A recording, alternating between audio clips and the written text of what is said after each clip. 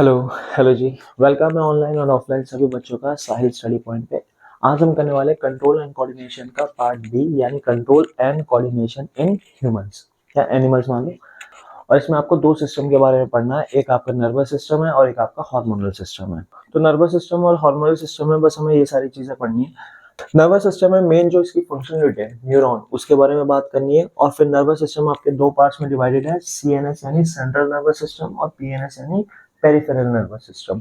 Central nervous system में आपको पढ़ना है ब्रेन, स्पाइनल कॉर्ड और खास तौर से ब्रेन, जिसके पार्ट्स और उसके फंक्शन।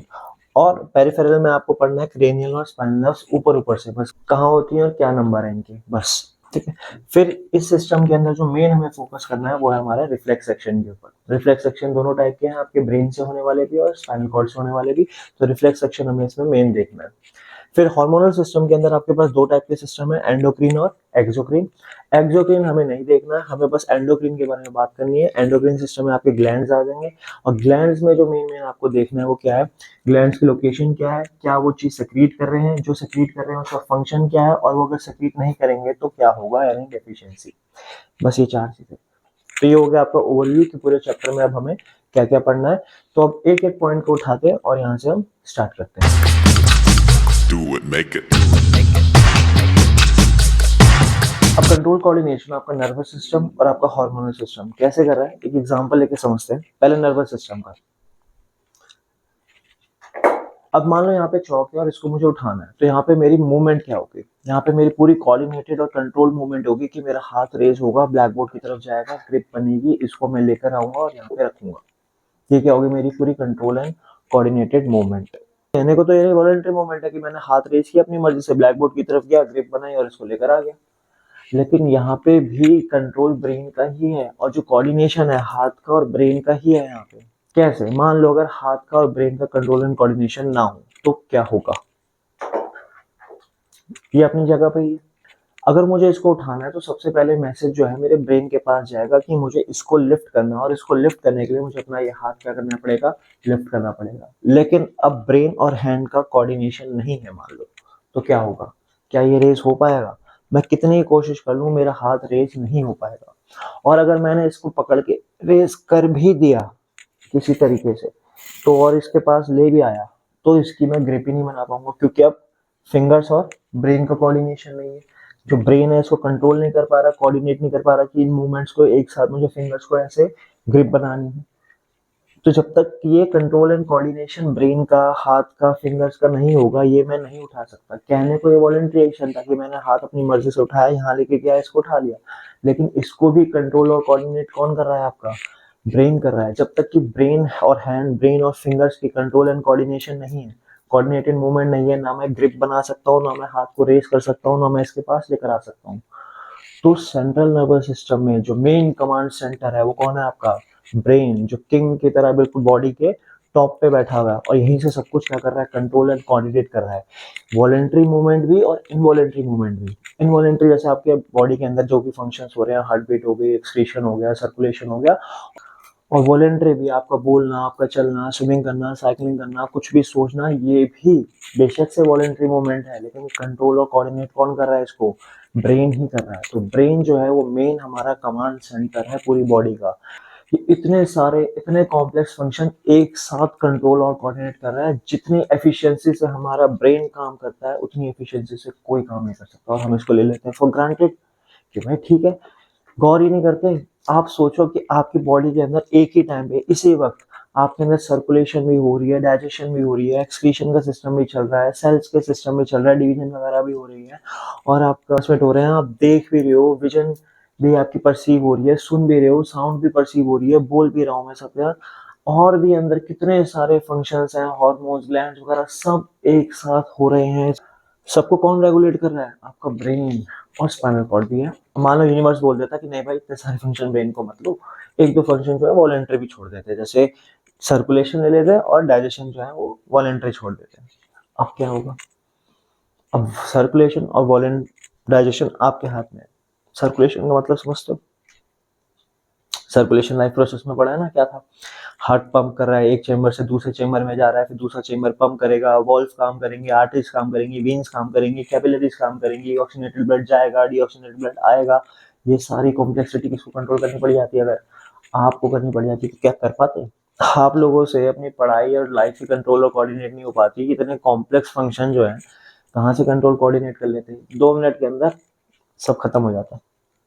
तो अच्छी बात है कि ये ब्रेन अंदर सब कुछ देख रहा है, और है छोटा सा, वजन भी किलो 1.5 किलो का है, लेकिन फिर भी इतने सारे कॉम्प्लेक्स फंक्शंस को कंट्रोल करता है। तो थोड़ा थैंक्स बोलो अपने ब्रेन को कि वो सही तरीके से चल रहा है। ग्रांटेड मत लो किसी भी चीज को कि हाँ ये तो होता ही है। अगर रुक के सोचोगे ना 1 मिनट के लिए, तो सारे जो फंक्शंस हैं, चाहे वो वॉलेंट्री है चाहे इनवॉलेंट्री है, कौन कंट्रोल कर रहा है? ब्रेन ही कर रहा है, समझे? Along with spinal cord. जब मैं ब्रेन बोल रहा हूँ तो it means along with spinal cord ही है वो, ठीक है ना? तो नर्वस सिस्टम का एग्जांपल समझ आया कि मेरे जो हाथ की वॉलेंट्री मूवमेंट थी, ये भी कौन कंट्रोल कर रहा है? मेरा नर्वस सिस्टम कंट्रोल कर रहा है, ब्रेन कंट्रोल कर रहा है।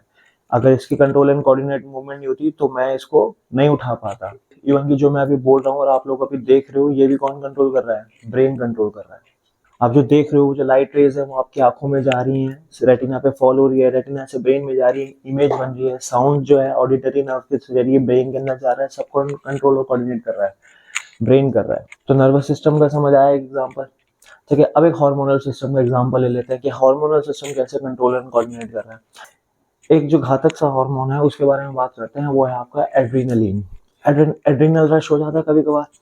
जैसे आपको कभी गुस्सा आता है या आप बहुत ज्यादा एक्साइटेड होते हो, तो आपकी बॉडी के अंदर एड्रीनल रश होता है कि आज तो कुछ कर जाएंगे। तो ये जो रश होता है, कौन सा रश है? आपका एड्रीनल रश है। आपकी किडनी के ऊपर 2 छोटे से ग्लैंड है, उसमें से क्या रिलीज होता है?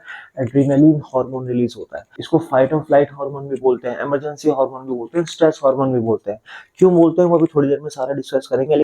मेन मेन एग्जांपल समझो कि क्या है इसके अंदर। जैसे ही आपको गुस्सा आता है तो आपके अंदर एड्रीनलिन रिलीज होने लग जाता है, या फिर आपको डर लगता है तो आपकी बॉडी के अंदर एड्रीनलिन रिलीज होने लग जाता है। ये जो हार्मोन है ये आपको अपनी क्षमता से ज्यादा काम करने की एनर्जी देता है। नॉर्मली मान लो आपका क्लास जो है टॉप फ्लोर के ऊपर है, 3rd फ्लोर के ऊपर है, और प्रिंसिपल ऑफिस जो है ग्राउंड फ्लोर के ऊपर है। आपको टॉप फ्लोर से प्रिंसिपल ऑफिस के रूम में आने में लगता है 10 मिनट। और मान लो किसी दिन आपने कारस्तानी कुछ कर रखी है और आपके पेरेंट्स को बुला रखा है प्रिंसिपल ऑफिस के रूम में, और आपके पेरेंट्स प्रिंसिपल ऑफिस के रूम में, और आपको ऊपर से नीचे आना है। तो इस टाइम पे आपकी बॉडी में क्या हुआ? एड्रेनलिन रश होगा कि यार प्रिंसिपल मैम क्या कंप्लेंट ना कर दें पेरेंट्स के बाद, पेरेंट्स क्यों आए हैं। आप जो 10 मिनट का रास्ता है, वो 10 मिनट का जो रास्ता है वो आप 5 मिनट के अंदर तय कर लोगे, इतनी तेज भागना स्टार्ट कर दोगे। ये बॉडी के अंदर जो हार्मोन रिलीज होता है ना, ये आपके अंदर कुछ एक्स्ट्रा एनर्जी प्रोवाइड करता है। कैसे करता है वो सारा हम डिटेल में देखेंगे। ये बस एक एग्जांपल था एड्रेनलिन का, कि जो आप नॉर्मली वो काम नहीं कर सकते या उसमें आपकी ज्यादा एनर्जी नहीं लगती है, जब एड्रेनलिन रिलीज होता है तो वो आप काम ज्यादा अच्छे से एफिशिएंसी से कर पाते हो, ठीक है ना? तो ये एग्जांपल था हार्मोनल सिस्टम का, एग्जांपल देखा हमने नर्वस सिस्टम का। अब दोनों सिस्टम को हम पढ़ते हैं डिटेल में। अब इस चैप्टर के अंदर जो मेन आपका फोकस रहेगा वो कंट्रोल कोऑर्डिनेशन पे तो रहेगा, लेकिन कंट्रोल एंड कोऑर्डिनेशन में किसके प्रति? वो है रिस्पॉन्स टू स्टिमुलाई। स्टिमुलाई के बारे में हमने पढ़ा था। स्टिमुलाई क्या है? कोई भी ऐसी एक्सटर्नल चीज एनवायरनमेंट में, कोई भी ऐसी चीज जो आपको रिस्पॉन्स करने पे मजबूर करती है। आपको पिन चुभी, आपने हाथ पीछे किया, आपको दर्द हुआ, ये क्या था? Response to stimuli. लाइट एकदम तेज हो गई और आपने हाथों को ऐसे कर लिया, यहाँ पे स्टिमुलस क्या हो गया? आपका लाइट, जिसको आपने रिस्पॉन्स किया कैसे? हाथ को ऐसे करके या आंखों को ऐसे बंद करके। पटाखा फटा एकदम से, कान को आपने ऐसे कर लिया, तो पटाखे की आवाज क्या थी? वो आपका स्टिमुलस था, जिसके लिए आपने रिस्पॉन्स किया, जनरेट किया, आपने ईयर को क्लोज कर लिया। एकदम से कोई बुरी सी स्मेल आई और आपने नाक ऐसे कर ली, तो वो क्या था? रिस्पॉन्स टू स्टिमुलस था। स्टिमुलस क्या था? यहाँ पे बैड स्मेल थी यहाँ पे आपकी। तो इस चैप्टर में हमें जो मेन पढ़ना है वो रिस्पॉन्स टू स्टिमुलस पढ़ना है, कि हमारी बॉडी स्टिमुलस को कैसे रिस्पॉन्स देती है। अब अगर कुछ रिस्पॉन्स जनरेट हो रहा है तो कोई ना कोई सेंसेशन आई होगी, जिस सेंसेशन के बदले में कोई रिस्पॉन्स जनरेट हुआ है। तो यहाँ पे जो पूरा पाथवे क्या है, सबसे पहले तो आप कोई सेंसेशन रिसीव करोगे। जब कोई सेंसेशन रिसीव करोगे तो वो सेंसेशन आपके ब्रेन के पास जाएगी, ब्रेन उसको एनालाइज करेगा कि ये अच्छी है या बुरी है, और उसके अकॉर्डिंग वो रिस्पॉन्ड को जनरेट करेगा। तो पहले सेंसेशन आएगी, सेंसेशन ब्रेन तक जाएगी, और ब्रेन रिस्पॉन्ड को जनरेट करेगा और रिस्पॉन्ड भेजेगा। तो ये 3 चीजें आपको मेन पढ़नी है। तो सबसे पहले हम देखते हैं कि सेंसेशन आई कैसे। तो जो सेंसेशन आती है, कोई भी चीज हम रिसीव करते हैं, सेंस करते हैं, वो हमारे सेंस ऑर्गन्स के थ्रू करते हैं, वो जो कि आपने छोटी क्लासेस में पढ़ा होगा। सेंस ऑर्गन क्या क्या है? ये 5 आपके सेंस ऑर्गन है। इनको सेंस ऑर्गन क्यों बोलते हैं? आईज, ईयर्स, नोज, टंग, स्किन, ये सारे हमारे सेंस ऑर्गन्स हैं। इनको सेंस ऑर्गन्स क्यों बोलते हैं? क्योंकि ये सेंसेशन रिसीव करते हैं। ये ऐसे ऑर्गन्स हैं जिनके अंदर कुछ स्पेशल टाइप के सेल्स होते हैं, उनको बोलते हैं रिसेप्टर्स। और वो रिसेप्टर्स क्या कर रहे हैं? वो सेंसेशन को रिसीव कर रहे हैं। बेसिकली है सारे न्यूरॉन्स ही। देखो, अच्छा इसमें एक चीज और, जो हम नर्वस सिस्टम पढ़ रहे हैं, नर्वस सिस्टम की मेन जो फंक्शनल यूनिट है, फंक्शनल यूनिट समझते हो क्या होती है? ऐसी छोटी यूनिट जो उसके अंदर मेन काम कर रही होती है। जैसे लाइफ प्रोसेस में आपने पढ़ा होगा, लंग्स की जो फंक्शनल यूनिट है वो एल्वियोलीज है, किडनी की जो फंक्शनल यूनिट है वो नेफ्रॉन है। सिमिलरली जो आपका नर्वस सिस्टम है, नर्वस सिस्टम की जो फंक्शनल यूनिट है वो कौन है? न्यूरॉन। तो जो भी मैसेज या सेंसेशन लेकर आ रही है और जो भी मैसेज लेकर जा रहा है, रिस्पॉन्ड लेकर जा रहा है, सब कौन कर रहा है? न्यूरॉन कर रहा है। न्यूरॉन के बारे में पूरा अभी डिटेल में पढ़ेंगे। तो पहले हम ये समझ लेते हैं कि आपकी सेंसेशन आई कैसे। तो सेंसेशन जो आती है वो सेंस ऑर्गन्स के जरिए आती है। उन सेंस ऑर्गन्स में स्पेशल टाइप के न्यूरॉन्स होते हैं जिनको बोलते हैं रिसेप्टर, यानी जो सेंसेशन को रिसीव करेंगे। और ये रिसेप्टर कौन कौन से हैं? वो रिसेप्टर्स हैं आपके ये फोटो, फोनो, ऑल्फैक्टरी, गस्टेटरी, थर्मो या थिग्मो। आईज के अंदर है फोटो रिसेप्टर्स, ईयर्स के अंदर है फोनो रिसेप्टर्स, नोज के अंदर ऑल्फैक्टरी, टंग के अंदर गस्टेटरी और स्किन के अंदर थर्मो या थिग्मो। ये जो रिसेप्टर हैं सेंसेशन को रिसीव करते हैं। और कौन कौन सी सेंसेशन को रिसीव करते हैं? Light, sound, smell, taste, touch और टेम्परेचर। यानी आईज जो है, आईज के अंदर क्या है? फोटो रिसेप्टर्स हैं। और फोटो रिसेप्टर क्या चीज रिसीव करेंगे? लाइट के सेंसेशन को रिसीव करेंगे। यानी यहाँ पे स्टिमुलस क्या हो गया आपका? लाइट हो गया। ईयर्स के अंदर फोनो रिसेप्टर्स हैं, फोन से ध्यान रखना, फोनो रिसेप्टर्स हैं। फोनो रिसेप्टर क्या चीज रिसीव करेंगे? साउंड की सेंसेशन रिसीव करेंगे। यानी जो मैं बोल रहा हूँ और आप सुन रहे हो किसकी मदद से? फोनो रिसेप्टर्स की मदद से। नोज के अंदर ऑल्फैक्टरी रिसेप्टर्स हैं जो कि रिसीव करते हैं स्मेल की सेंसेशन को। यानी जब अच्छी स्मेल आती है तो आपको अच्छा अच्छा लगता है और ज्यादा इनहेल करने की कोशिश हो। जब बुरी स्मेल आती है तो ओहो ऐसे कर लेते हो। तो ये सब कौन है? ऑल्फैक्टरी रिसेप्टर जो है वो स्मेल को रिसीव करते हैं आपके। टंग जो है उसके अंदर है गस्टेटरी रिसेप्टर जो कि रिसीव करता है टेस्ट को। आपके जो आपके मेन 5 टेस्ट हैं, स्वीट, सॉल्टी, बिटर, सार, उमामी, तो ये जो सारे टेस्ट है ये कौन रिसीव कर रहा है? आपका गस्टेटरी रिसेप्टर्स, जो कि आपके किस में प्रेजेंट है? टंग में आपके प्रेजेंट है। देन आपके पास है स्किन, स्किन के अंदर है थर्मो या थिग्मो रिसेप्टर जो कि सेंसेशन फील करते हैं टच की या टेम्परेचर की, आसपास बहुत ठंडक है, आसपास बहुत गर्मी है, तो ये कौन रिसीव कर रहा है? थर्मो रिसेप्टर्स जो कि आपके प्रेजेंट है स्किन के अंदर। तो ये सारे रिसेप्टर्स जो कि प्रेजेंट है इन ऑर्गन्स के अंदर रिसीव करते हैं ये सारी सेंसेशंस को, इसलिए इनको क्या बोला जाता है? रिसेप्टर्स। रिसेप्टर्स यानी ये सेंसेशन या मैसेज को क्या कर रहे हैं? रिसीव कर रहे हैं और फिर ये ब्रेन तक लेकर जाएंगे। तो अभी एक चीज हो गई है कि सेंसेशन आपकी आ चुकी है बॉडी के अंदर। अब ये सेंसेशन आपकी कहाँ जाएगी? ब्रेन तक जाएगी। ब्रेन जो है फिर वो रिस्पॉन्ड को जनरेट करेगा और लेकर आएगा कहाँ तक? इफेक्टर तक। अभी इफेक्टर क्या है? इफेक्टर्स हैं मसल या ग्लैंड जो कि आपका रिस्पॉन्स क्रिएट करते हैं, जिसको आप रिस्पॉन्स कहते हो ना। जैसे पिन चुभते हाथ आपका पीछे चला गया, तो ये जो रिस्पॉन्स क्रिएट हुआ हाथ के पीछे जाने का, किसकी वजह से हुआ?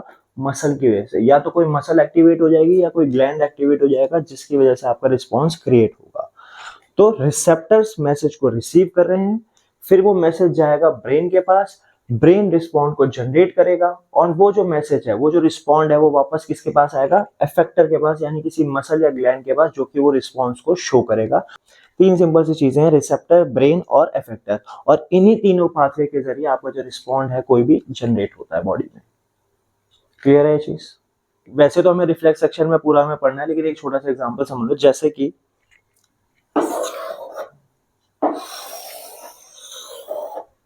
इसकी बात करते हैं, नोज के अंदर प्रेजेंट है ऑल्फैक्टरी रिसेप्टर जो कि क्या रिसीव कर रहे हैं? Sensation of smell.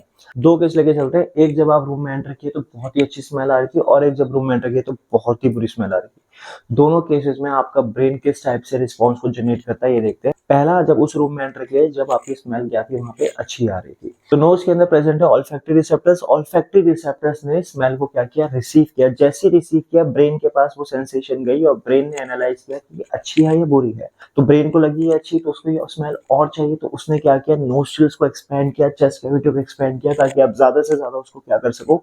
इनहेल कर सको। और उस स्मेल की वजह से, उस अच्छी स्मेल की वजह से आपकी बॉडी के अंदर कुछ हार्मोन्स भी रिलीज करते हैं, जैसे ऑक्सीटोसिन हो गया, डोपामिन हो गया, तो आपको और अच्छा अच्छा फील हुआ। तो रिस्पॉन्स उसने कैसे क्रिएट किया, नोस्ट्रिल्स यानी मसल्स को एक्सपैंड करके, चेस्ट कैविटी को एक्सपैंड करके, हार्मोन्स को कुछ रिलीज करके जिससे आपको अच्छा फील हुआ। तो इस तरीके से ब्रेन ने इस केस में रिस्पॉन्स को जनरेट किया थ्रू इफेक्टर्स यानी मसल्स और ग्लैंड्स। और दूसरा केस जिसमें आप रूम में एंटर किए और बहुत ही गंदी स्मेल आ रही थी, उस टाइम पे क्या हुआ, जैसे आपने रूम में एंटर किया आपका हाथ ऑटोमेटिकली नाक के पास आ गया और इसको बंद कर दिया। अब यहाँ पे क्या हुआ, सब कुछ वही है, सेम है। नोज के अंदर ऑल्फैक्टरी रिसेप्टर ने स्मेल को रिसीव किया, स्मेल की सेंसेशन का ही ब्रेन तक, ब्रेन ने अब एनालाइज किया कि भाई ये स्मेल तो बहुत ही ज्यादा बुरी है, इसको और अंदर मत आने दो। तो उस केस में उसने अपने आप ही हाथ को उठाया और आपके नोज के पास ले आया ताकि ज्यादा से ज्यादा आप इनहेल ना कर सको, चेस्ट कैविटी भी आपकी कॉन्ट्रैक्ट हो जाएगी, नोस्ट्रिल्स आपके श्रिंक हो जाएंगे कि और स्मेल इसके अंदर ना जा पाए। तो इस तरीके से ब्रेन ने क्या किया, रिस्पॉन्स को जनरेट किया मसल्स के थ्रू। मसल्स है ना, हाथ ऐसे हैं, ये हाथ रख लिया, नोस्ट्रिल आपकी कॉन्ट्रैक्ट हो गई, चेस्ट कैविटी आपकी कॉन्ट्रैक्ट हो गई। और दोनों केस में रिसेप्टर वही थे, ठीक है, पाथवे सारा वही फॉलो हुआ, ब्रेन तक गया, ब्रेन से वापस से आपका मसल्स तक आया, इफेक्टर तक आया। लेकिन क्योंकि स्टिमुलस दोनों में अलग था, एक में अच्छी स्मेल थी, एक में बुरी स्मेल थी, तो रिस्पॉन्स दोनों में अलग तरीके से जनरेट हुआ। तो इस तरीके से ब्रेन हमारा एनालाइज करता है सारे के सारे सेंसेशंस को और उसके अकॉर्डिंग वो रिस्पॉन्स जनरेट करता है। और जनरली जो ब्रेन है ये रिस्पॉन्ड कैसे देता है, उसको कैसे पता कोई चीज अच्छी है बुरी है, वो करता है अडेप्टेशन रिस्पॉन्स से। अडेप्टेशंस कैसे होती हैं, ब्रेन कैसे पूरा रिस्पॉन्स जनरेट कर रहा है, इतना डिटेल में नहीं जानेंगे फिलहाल। ऊपर ऊपर से बस ये समझ लो, आप जब बॉर्न होते हो तो आपका ब्रेन पूरी तरह से ब्लैंक होता है, इसके अंदर कोई इन्फॉर्मेशन नहीं होती, धीरे धीरे इसके अंदर इन्फॉर्मेशन सारी वो गैदर करता है। ब्रेन ब्रेन एक बहुत बड़ा रिकॉर्डर है, और सिर्फ रिकॉर्डर ही नहीं, वो एनालाइज भी करता है, यानी जो जो अपने आसपास हर मोमेंट हर सेकंड वो देख रहा है उसको वो सेव करता है और उसको एनालाइज करता है और उसके अकॉर्डिंग वो रिस्पॉन्ड को जनरेट करता है। जैसे जब आप पैदा हुए, आपके आसपास की जो भी आपकी फैमिली है, जब आप स्कूल में गए तो आपके टीचर्स हैं, आपका जो सर्कल बना, फ्रेंड्स बने, इवन कि आपके आसपास की सोसाइटी, आपका नेबरहुड, आपका घर, आपका पूरा एनवायरनमेंट आसपास का किस तरीके का है, उसमें आसपास के लोग कैसे हैं, कैसे रिस्पॉन्ड करते हैं चीज़ों को, और आप उसको कैसे परसीव करते हो, इन सब के अकॉर्डिंग जो है ब्रेन सारा का सारा आपका डेवलप होता है, अडेप्ट होता है और उसी के अकॉर्डिंग रिस्पॉन्ड को वो जनरेट करता है। आपका जो ब्रेन है वो अडेप्टेशन पे काम करता है। कोई भी रिस्पॉन्स जो आप जनरेट कर रहे हो, एक तो इनवॉलंटरी रिएक्शन हो गए जो आपकी बॉडी के अंदर हो रहे हैं, वो सबके अंदर सेम तरीके से होते हैं। कुछ डिसऑर्डर है किसी में, कुछ में नहीं है, वो अलग चीज है, लेकिन अंदर के फंक्शन जिस तरीके से हो रहे हैं लगभग सब में सेम तरीके से परफॉर्म होते हैं। लेकिन जो हमारे एक्सटर्नल रिस्पॉन्सेज हैं, ये सारे जो एक्सटर्नल रिस्पॉन्सेज हैं वो आपके लगभग डिपेंड होते हैं ब्रेन के अडेप्टेशन रिस्पॉन्स पे। अब एक इंस्टेंस लेके चलो, जैसे कि एक बंदा जो है वो काउ शेड में रहता है, बफेलो शेड में रहता है, और वहीं पे वो सारा काम करता है, पूरा दिन वहीं पे उसको गुजरता है, ठीक है ना। तो वहां पे जो आसपास काउज हैं, बफेलो हैं, क्या उनकी स्मेल आती है, या उनका जो डंग है उसकी स्मेल आती है, या वो यूरिनेट भी करती है वहां पे, क्या उसकी स्मेल आती है, या फिर जो आसपास घास है या जो भी आसपास शेड का जो माहौल है, शेड के अंदर जो भी एटमॉस्फेयर है, क्या उसको उसकी स्मेल हर वक्त खटकती होगी, बुरी लगती होगी? बताओ। उसको तो सुबह से लेकर शाम तक वहीं पे करना है। एक बंदा सुबह सुबह मिल्क लेने जा रहा है, वहीं पे आपके शेड के अंदर आपका काउ डंग भी है, ग्रास भी है, काउ बफेलो सारी चीजें वहां पर है, एक अजीब सी स्मेल आ रही है, उसका रिस्पॉन्स कैसा होगा? दोनों में से जो दूसरा वाला बंदा जो मिल्क लेने गया सुबह सुबह, हो सकता है चांसेस ये हो कि वो नाक पे कपड़ा बांध के जाए, ऐसे करके जाए, या अगर आसपास काउ डंग को वो देख लेगा तो हो सकता है वो मुंह पे हाथ रख ले कि उसको स्मेल आ रही है। लेकिन जो बंदा रहता है शेड में, क्या वो हर वक्त मुंह पे कपड़ा बांध के रखता है, नोज को ढक के रखता है? नहीं, क्योंकि वो वहीं पे रह रहा है तो उसके ब्रेन ने उस स्मेल को क्या कर लिया है, अडेप्ट कर लिया है, और उसके अकॉर्डिंग वो रिस्पॉन्स जनरेट करता है कि हाँ ठीक है, ये अडेप्ट कर रखी है, ये चीज नॉर्मल है, कोई दिक्कत की बात नहीं है, तो उसको वो स्मेल बुरी नहीं लगती है। अब जब नया बंदा वहां पर जाएगा तो उसको वो स्मेल बर्दाश्त ना हो सकता है, क्योंकि उसके लिए वो स्मेल बुरी है, नई है, और ब्रेन ने वो अडेप्ट नहीं कर रखी है। अब जगह वही है, स्मेल वही है, एटमॉस्फेयर वही है, लेकिन एक बंदा वहीं पे रह रहा है, उसको स्मेल का फर्क ही नहीं पड़ रहा, और दूसरे बंदे को स्मेल वो बुरी लग रही है। तो कैसे ये अलग अलग रिस्पॉन्स जनरेट हो रहे हैं? ये रिस्पॉन्स जनरेट हो रहे हैं दोनों के अडेप्टेशन रिस्पॉन्स पे। जो बंदा वहीं पे रह रहा है उसकी बॉडी ने, उसके ब्रेन ने वो चीज को अडेप्ट कर रखा है, तो उसका रिस्पॉन्स उसी के अकॉर्डिंग है कि हाँ भाई ठीक है, चीजें नॉर्मल है, कोई दिक्कत की बात नहीं है। लेकिन जो बंदा वहां नहीं रह रहा, बहुत कम जाता है, तो जब वो वहां पे जाएगा तो उसको स्मेल उसकी बर्दाश्त नहीं होगी, क्योंकि उसके ब्रेन ने अडेप्ट नहीं कर रखा। तो हमारा जो ब्रेन है लगभग जो भी रिस्पॉन्सेज देता है, एक्सटर्नल रिस्पॉन्सेज, वो सारा अडेप्टेशन के अकॉर्डिंग देता है, और आप इस ब्रेन को जितना चाहो, जैसे मर्जी चाहो अडेप्ट करा सकते हो। ये पूरा आपके हाथ में होता है और ये बहुत जल्दी सीखता है। औरों से बहुत जल्दी सीख जाता है, बहुत जल्दी अडेप्ट कर लेता है। समझे? चलो वापस आते हैं टॉपिक पे। अभी क्या हुआ था, रिसेप्टर ने सेंसेशन को रिसीव किया था, सेंसेशन गई थी ब्रेन तक, फिर ब्रेन ने रिस्पॉन्ड को जनरेट किया और रिस्पॉन्ड किसने शो किया, एफेक्टर्स तक। अब जो ये लेकर जा रहा है सेंसेशन को रिसेप्टर से ब्रेन तक, ब्रेन से एफेक्टर तक, वो कौन ट्रैवल करवा रहा है, नर्व्स, और नर्व्स के अंदर कौन, न्यूरॉन्स, जो कि हमारी फंक्शनल यूनिट। तो अब हम देखेंगे functional unit of nervous system यानी न्यूरॉन्स के बारे में। तो ये रहा न्यूरॉन, और न्यूरॉन के अंदर जो मेन करना है वो है स्ट्रक्चर और उसका फंक्शन। स्ट्रक्चर, क्या क्या पार्ट्स हैं उसके और क्या फंक्शन वो परफॉर्म करता है, और मैसेज कैसे ट्रांसमिट हो रहा है इसके अंदर, किस फॉर्म के अंदर हो रहा है, किस डायरेक्शन के अंदर हो रहा है, और वही डायरेक्शन क्यों है। तो ये सारे क्वेश्चंस हमें इसके अंदर डिस्कस करना है। देखते हैं एक एक करके। पहले बात करते हैं इसके स्ट्रक्चर की कि क्या क्या चीजें इसके अंदर प्रेजेंट होती हैं। अच्छा, 10th क्लास के अंदर जो न्यूरॉन है बहुत सिंपल है, क्योंकि अभी आपको ये इंट्रोड्यूस किया गया है कि न्यूरॉन एक्चुअली में इसके क्या क्या पार्ट्स हैं, कैसे फंक्शन परफॉर्म करता है, किस टाइप के हैं, उस टाइप के क्या फंक्शंस हैं, और इसके साथ साथ क्या क्या जुड़ा होता है, वो सब डिटेल में नहीं करना। तो ये आपका उनमें से एक है, ये मल्टीपोलर न्यूरॉन है, बायपोलर भी होता है, पिरामिडल भी होता है, सीडोपोलर भी होता है, ये सारे हमें नहीं करने, बस एक ये जानने की जरूरत नहीं है मल्टीपोलर है या नहीं है, बस ये आपका एक न्यूरॉन है। ठीक है, इस न्यूरॉन के स्ट्रक्चर हमें देखने हैं, क्या क्या स्ट्रक्चर है। अच्छा, न्यूरॉन क्या है, आपका सेल है, और सेल कैसा, longest cell in our body, और न्यूरॉन की ये आपकी सेल की बॉडी है। सेल बॉडी है हर एक, क्योंकि ये सेल है तो सेल के अंदर क्या होगा, एक न्यूक्लियस होगा, तो सेल का यहाँ पे है न्यूक्लियस। ठीक है, जो कि मेन कमांड सेंटर होता है आपके सेल का। इसके बाद जो सेल बॉडी के आसपास ये जो आप देख रहे हो ब्रांचेस, ये है आपकी डेंड्राइट्स। डेंड्राइट्स मैसेज को रिसीव करता है। न्यूरॉन के अंदर कौन ले रहा है मैसेज को, कौन रिसीव कर रहा है, वो है आपका डेंड्राइट्स। डेंड्राइट्स मैसेज को रिसीव करेगा, मैसेज को रिसीव करने के बाद जाएगा सेल बॉडी के अंदर, और सेल बॉडी के बाद ये जो आप टनल सी देख रहे हो, ये क्या है आपकी एक्सन। एक्सन जो है वो मेन आपका पाथवे है जिसके अंदर आपका मैसेज ट्रेवल करता है, और जो ट्रेवल करता है वो किस फॉर्म के अंदर कर रहा है मैसेज, डेंड्राइट्स ने मैसेज लिया, मैसेज गया सेल बॉडी के अंदर, सेल बॉडी से आया एक्सन के अंदर। तो लेकिन इसके अंदर जो मैसेज ट्रांसमिट हो रहा है किस फॉर्म के अंदर हो रहा है, कैसा मैसेज है, चिट्ठियों में जा रहा है, पेपर में जा रहा है, कैसे जा रहा है, ये जा रहा है मैसेज जो ट्रांसमिट हो रहा है, सेंसेशन जो ट्रांसमिट हो रही है इन the form of electrical impulse. Electrical impulse की फॉर्म में ट्रांसमिट होता है, यानी हमारे न्यूरॉन्स के अंदर छोटे छोटे बिजली के पैकेट्स जो है वो चलते रहते हैं, ट्रैवल होते रहते हैं, वही छोटे छोटे झटके ब्रेन तक जाते हैं और ब्रेन उसको एनालाइज करता है। यानी न्यूरॉन्स के अंदर जो मैसेज आपका ट्रांसमिट होता है किस फॉर्म में होता है, इलेक्ट्रिकल इंपल्स की फॉर्म में होता है। और क्योंकि वो इलेक्ट्रिकल इंपल्स है तो उनके अंदर कुछ वोल्टेज होगी, और वोल्टेज कितनी होती है, -70 मिलीवोल्ट्स, बहुत ही कम वोल्टेज है, लेकिन सफिशिएंट है न्यूरॉन्स के अंदर ट्रैवल होने के लिए और ब्रेन तक जाने के लिए। तो जो मैसेज आपका ट्रांसमिट हो रहा है एक न्यूरॉन से दूसरे न्यूरॉन के बीच में किस फॉर्म में हो रहा है, इलेक्ट्रिकल इंपल्स की फॉर्म में हो रहा है, और कितनी वोल्टेज उसकी, -70 मिलीवोल्ट। और ये ध्यान रखने की जरूरत नहीं है एग्जाम्स के हिसाब से, बस ये ध्यान रखना है किस फॉर्म में हो रहा है, इलेक्ट्रिकल इंपल्स की फॉर्म में हो रहा है। तो क्योंकि वो इलेक्ट्रिसिटी के फॉर्म में हो रहा है, इलेक्ट्रिसिटी का मतलब क्या है, flow of electrons, flow of ions, ions free होंगे तो ही इलेक्ट्रिसिटी कंडक्ट होगी। तो ऊपर ऊपर से बेसिक से समझ लो कि अंदर इलेक्ट्रिसिटी कैसे कंडक्ट हो रही है।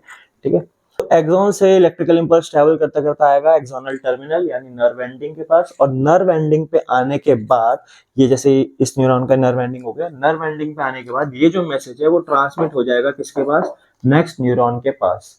लेकिन इसमें कैच है, क्या, ये जो न्यूरॉन होते हैं आपस में जुड़े हुए नहीं होते। जैसे कि मान लो ये एक न्यूरॉन का एक्सोनल एंड हो गया, ये न्यूरॉन का डेंड्रिटिक एंड हो गया, यानी ये शुरुआत हो गई, एंड हो गई।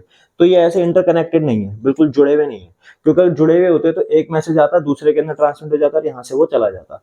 ये क्या है, इनके बीच में गैप है, और ये जो गैप है इसी को हम क्या बोलते हैं, साइनेप्टिक क्लेफ्ट। यानी ये जो आप गैप देख रहे हो इसके बीच में ये जुड़ा हुआ नहीं है, ये बीच में यहाँ पे इनके गैप है, इसी गैप को हम बोलते हैं साइनैप्स या फिर साइनेप्टिक क्लेफ्ट। ये साइनैप्स बहुत इंपॉर्टेंट है पूरे न्यूरॉन में, जो भी आप स्ट्रक्चर देखोगे, जो भी आप पार्ट देखोगे, सबसे इंपॉर्टेंट आपका साइनैप्स है एग्जाम पॉइंट ऑफ व्यू से। साइनैप्स से बहुत सारे क्वेश्चंस बन जाते हैं, साइनैप्स से क्वेश्चन बन जाता है कि साइनैप्स का रोल क्या है, साइनैप्स यूनिडायरेक्शन कैसे मेंटेन कर रहा है, साइनैप्स के अंदर इलेक्ट्रिकल इंपल्स किस तरीके से ट्रैवल कर रहे हैं। तो साइनैप्स आपका इंपॉर्टेंट है। और साइनैप्स क्या है, साइनैप्स आपका गैप बिटवीन टू न्यूरॉन्स है, एक न्यूरॉन से दूसरे न्यूरॉन के बीच का जो गैप है, मान लो एक न्यूरॉन आपका यहाँ पे एंड हो रहा है और दूसरा न्यूरॉन आपका यहाँ पे स्टार्ट हो रहा है, तो इसके बीच का जो गैप है इसको हम क्या बोलते हैं, साइनैप्स या साइनेप्टिक क्लेफ्ट। साइनैप्स क्या है, गैप है दो न्यूरॉन्स के बीच में जो कि काम करता है एज अ जंक्शन। क्या फंक्शंस हैं इसके, अभी थोड़ी देर में हम सारे डिस्कस करेंगे। तो साइनैप्स हो गया आपका। अब इसके बाद जो आपको फंक्शन देखना है वो है आपका माइलिन शीथ का। माइलिन शीथ ये जो आप देख रहे हो ब्लू कलर का हॉट डॉग जैसा जो इसके ऊपर लगा हुआ है एक्सॉन के ऊपर, ये ब्लू कलर का, ये आपकी माइलिन शीथ है। ये काम करती है as a insulator, insulation provide करती है। जैसे कि आपकी इलेक्ट्रिकल वायर होती है उसके ऊपर पीवीसी की कोटिंग होती है ना, पीवीसी की कोटिंग का काम क्या है, उसके अंदर का जो करंट है वो इसी के अंदर रहे, बाहर फ्लो ना हो पाए। सिमिलरली एक्सॉन के ऊपर होती है क्या, माइलिन शीथ, क्योंकि एक्सॉन के अंदर क्या कर रहा है, मैसेज ट्रांसमिट हो रहा है किस फॉर्म में, इलेक्ट्रिकल इंपल्स की फॉर्म में। तो अगर एक इलेक्ट्रिकल इंपल्स की फॉर्म में ट्रांसमिट हो रहा है तो हो सकता है इलेक्ट्रिकल इंपल्स आसपास की सराउंडिंग में लूज हो जाए या उसकी इंटेंसिटी कम हो जाए। तो उसी के लिए क्या है ऊपर माइलिन शीथ। माइलिन शीथ काम करती है एज अ इंसुलेशन, यानी वो अंदर की स्ट्रेंथ को, इंटेंसिटी को, सिग्नल्स की यानी इलेक्ट्रिकल इंपल्स की स्ट्रेंथ को, इंटेंसिटी को बनाए रखती है, बाहर लूज नहीं होने देती है। तो माइलिन शीथ का काम क्या हो गया, एज अ इंसुलेशन। क्लियर है ये चीज। एक्सॉन टर्मिनल, इसका भी काम इंपॉर्टेंट है। यहाँ पे क्या हो रहा है, जो इलेक्ट्रिकल इंपल्स हैं वो आपके चेंज होते हैं सारे केमिकल इंपल्स के अंदर। क्यों, क्योंकि हमने अभी बात की कि दो न्यूरॉन्स के बीच में जो गैप है उसको बोलते हैं साइनैप्स, और साइनैप्स के अंदर इलेक्ट्रिकल इंपल्स ट्रेवल नहीं हो सकता। यानी साइनैप्स ये कहता है कि मेरे अंदर सिर्फ केमिकल की फॉर्म में ही मैसेज जाएगा, इलेक्ट्रिकल की फॉर्म में नहीं जाएगा। तो इलेक्ट्रिकल से जो केमिकल में चेंज हो रहा है वो कहाँ पर हो रहा है, आपका एक्सोनल टर्मिनल पे, नर्व एंडिंग पे हो रहा है। तो अब आपको अगर स्ट्रक्चर की बात की जाए तो स्ट्रक्चर के अंदर मेन पार्ट्स आपको क्या क्या करने हैं, है आपके पास डेंड्राइट्स जो कि मैसेज को रिसीव कर रहा है, देन आपके पास न्यूक्लियस, देन सोमा यानी सेल बॉडी, फिर आपका एक्सॉन, फिर आपका एक्सॉन टर्मिनल, और ऊपर ये जो आपके है पीवीसी यानी माइलिन शीथ, और लास्ट में एक्सॉन टर्मिनल के बाद यहाँ पे जो आपका गैप है ये क्या है आपका साइनैप्स यानी साइनेप्टिक क्लेफ्ट, यानी gap between the two neurons. ये मेन पार्ट्स हैं जिनको आपको लेबल करना है। अगर आपसे पूछेंगे draw the structure of neuron या explain the structure and function of neuron with the help of diagram, तो ये सारे पार्ट्स उसमें इंक्लूडेड होने चाहिए, इससे कम बिल्कुल भी नहीं। एक्स्ट्रा में ज्यादा से ज्यादा और अगर इंक्लूड करना चाहो कि नहीं भाई न्यूरॉन मुझे अभी भी खाली लग रहा है, मुझे और ज्यादा इसमें इंक्लूड करना है, तो यहाँ पे आप कर सकते हो नोड्स ऑफ रेनवेयर और शॉन सेल्स। अब ये क्या चीज है, ये नोड्स ऑफ रेनवेयर आप देख रहे हो ना, ये दो हॉट डॉग्स के बीच में, दो माइलिन शीथ के बीच में आपको एक गैप है। ये जो गैप होता है इसको हम क्या बोलते हैं, नोड्स ऑफ रेनवेयर। ठीक है, इनका काम क्या है, ये बेसिकली आपके आयन गेटेड चैनल्स होते हैं। अब हमने अभी बात की कि मैसेज जो है किस फॉर्म में जा रहा है, इलेक्ट्रिकल इंपल्स की फॉर्म में जा रहा है। तो अगर इलेक्ट्रिकल इंपल्स की फॉर्म में जा रहा है यानी इलेक्ट्रिसिटी फ्लो हो रही है। इलेक्ट्रिसिटी कब फ्लो होगी, जब आयंस क्या होंगे, फ्री होंगे, और फ्री आयंस क्या कर रहे होंगे, फ्लो कर रहे होंगे, क्योंकि flow of electrons, flow of ions is electricity. तो अब हो क्या रहा है इन गेटेड चैनल्स की वजह से, बिल्कुल ब्रीफ में समझो। जैसे कि अब गेट है तो गेट के अंदर कुछ आयंस आएंगे, कुछ आयंस बाहर जाएंगे। तो आपकी एक्सॉन और एक्सॉन के यहाँ पे क्या गेटेड चैनल है। अब इसको थोड़ा इमेजिन करो, ये आपका एक्सॉन हो गया, पूरा पाथ हो गया, और यहाँ पे आपके गेट बने हुए हैं। अब कुछ गेट से आयंस अंदर आ रहे हैं, तो जब अंदर आएंगे तो एक्सॉन के बाहर कंसंट्रेशन क्या हो जाएगी, लो हो जाएगी। फ्लो कैसा होता है हमेशा, हायर टू लोअर। तो अंदर से, एक्सॉन के अंदर से आयंस जो है वो बाहर की तरफ मूव कर गए, तो कुछ आयंस बाहर जाएंगे। तो जब वो बाहर जाएंगे तो अंदर कंसंट्रेशन लो हो जाएगी, तो फिर अगले गेट से कुछ आयंस अंदर आएंगे, फिर बाहर कंसंट्रेशन लो हो जाएगी, फिर अंदर से फिर बाहर जाएंगे। आयंस आपके अंदर आ रहे हैं, बाहर जा रहे हैं, फिर अंदर आ रहे हैं, फिर बाहर जा रहे हैं, फिर अंदर आ रहे हैं, फिर बाहर जा रहे हैं। तो इस तरीके से पूरा जो आपके आयंस हैं वो आपके फ्लो करते हैं, यानी इलेक्ट्रिकल इंपल्स जो है एक्सॉन में पूरा ट्रैवल करता है। समझे बात को। तो नोड्स ऑफ रेनवेयर क्या हो गए आपके, वो आयन गेटेड चैनल्स हो गए, जिसकी वजह से आयंस अंदर आ रहे हैं और बाहर जा रहे हैं, इलेक्ट्रिसिटी फ्लो कराने में हेल्प कर रहे हैं। ठीक है, ये फिर जो ये ब्लू है ना, ये एक्चुअली में क्या है, ये सारे आपके शॉन सेल्स हैं। शॉन सेल्स का ये जो पार्ट है, ये जो इंसुलेशन वाला पार्ट है ना, ये होता है आपका एक्चुअल में माइलिन शीथ।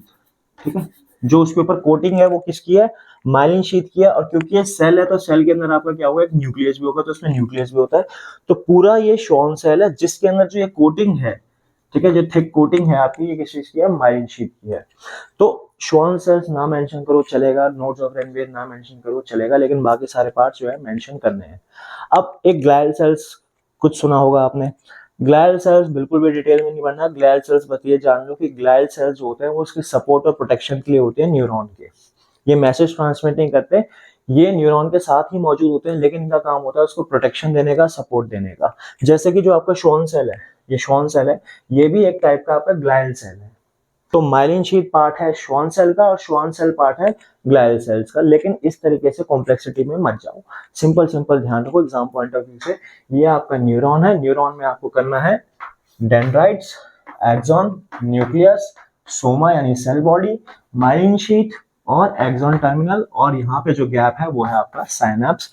बस इतना ही, ये हो गया इसका स्ट्रक्चर, ठीक है। अब डायरेक्शन क्या है इलेक्ट्रिकल इंपल्स की, तो इलेक्ट्रिकल इंपल्स कैसे फ्लो हो रहे हैं आपके, डेंड्राइट से मैसेज रिसीव हो रहा है, डेंड्राइट से जा रहा है सेल बॉडी के अंदर, सेल बॉडी से एक्सॉन के अंदर, और एक्सॉन से ट्रेवल होता हुआ नर्व एंडिंग यानी एक्सोनल टर्मिनल के पास, और वहां से फिर साइनैप्स और देन नेक्स्ट न्यूरॉन के पास ये चला जाता है। तो ये पूरा पाथवे फॉलो करता है, तो पाथवे भी हो गया। और डायरेक्शन रहती है इसकी यूनिडायरेक्शन, यानी एक ही डायरेक्शन है डेंड्राइट से एक्सॉन की तरफ, ये रिवर्स नहीं होती कि एक्सॉन से डेंड्राइट्स की तरफ चली जाए। क्यों, इसका कारण भी साइनैप्स है, साइनैप्स को अभी पूरा डिटेल में देखने वाले हैं। फंक्शन अगर पूछे न्यूरॉन का फंक्शन क्या है, तो भाई फंक्शन क्या है इसका, मैसेज को ट्रांसमिट कराने का in the form of electrical impulse from the receptor to the brain and from the brain to the effector. यानी जो मैसेज आपके एक्चुअल में ट्रांसमिट हो रहे हैं कहां से, रिसेप्टर से ब्रेन तक और ब्रेन से इफेक्टर तक, ये सारा सिलसिला कौन कैरी कर रहा है, आपका न्यूरॉन ही कैरी कर रहे हैं। कैसे, ऐसे कि सेंसेशन को लेकर जाने के न्यूरॉन्स अलग हैं और रिस्पॉन्ड को लेकर आने के न्यूरॉन्स आपके अलग हैं, ठीक है। ब्रेन तक सेंसेशन जा रही है और रिस्पॉन्ड आ रहा है, तो ये दोनों पाथवे आपके सेपरेट हैं। तो एक पाथवे से जिससे आपकी सेंसेशन ब्रेन तक आ रही है वो कौन लेकर आ रहा है, वो लेकर आ रहे हैं आपके सेंसरी न्यूरॉन, किसके अंदर, सेंसरी नर्व्स के अंदर। सेंसरी न्यूरॉन्स रिसेप्टर से, ये क्या है आपके आईज, ईयर्स, नोज, टंग, स्किन, ये सारे आपके क्या है रिसेप्टर है, जो मैसेज को क्या करेंगे, रिसीव करेंगे। रिसेप्टर से सेंसेशन को लेकर आ रहे हैं कहां तक, ब्रेन तक, कौन, सेंसरी न्यूरॉन्स, किस पाथवे के अंदर, सेंसरी नर्व्स के अंदर। इसको एफरेंट नर्व या एफरेंट न्यूरॉन्स भी बोलते हैं, बात एक ही है, लेकिन मेन ध्यान रखो सेंसरी से, ठीक है। ब्रेन तक या स्पाइनल कॉर्ड तक मैसेज लेकर आ रहे हैं, कहां से, रिसेप्टर तक।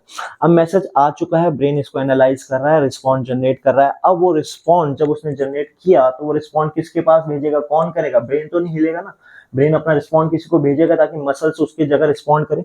तो वो रिस्पॉन्ड कहां भेज रहा है, इफेक्टर तक। कौन लेकर आ रहा है, मोटर न्यूरॉन या मोटर नर्व या फिर एफरेंट न्यूरॉन या एफरेंट नर्व, बात एक ही है, इसको भी मोटर के नाम से ध्यान रखो, ठीक है ना। तो मोटर न्यूरॉन किस में ट्रैवल करेगा, मोटर नर्व के अंदर, कहां तक लेकर आएगा, इफेक्टर तक।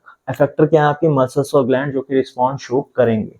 तो ये है पूरा पाथवे, वो जो 3 सिस्टम थे। पहला, रिसेप्टर से मैसेज आपका रिसीव हुआ, सेंसरी न्यूरॉन सेंसरी नर्व्स के अंदर मैसेज को लेकर गया ब्रेन या स्पाइनल कॉर्ड तक, वहां से रिस्पॉन्ड आपका जनरेट हुआ, और वो जनरेटेड रिस्पॉन्स जो है वो आपका मोटर नर्व के अंदर, मोटर न्यूरॉन्स के थ्रू कहां पे जाएगा, इफेक्टर तक, और मसल और ग्लैंड वो रिस्पॉन्ड को शो करेंगे।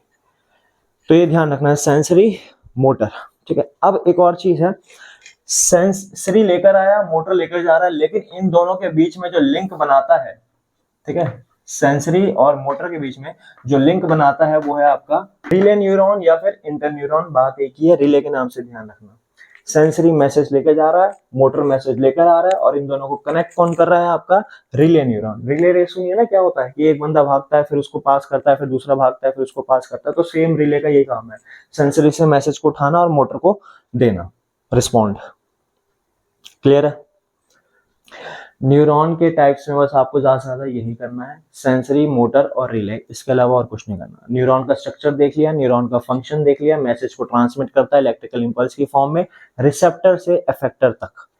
कैसे, रिसेप्टर से सेंसरी ब्रेन तक और ब्रेन से इफेक्टर तक मोटर के थ्रू, और मोटर और सेंसरी के बीच में कौन है क्रिएट कर रहा है जंग, आपका रिले। खत्म।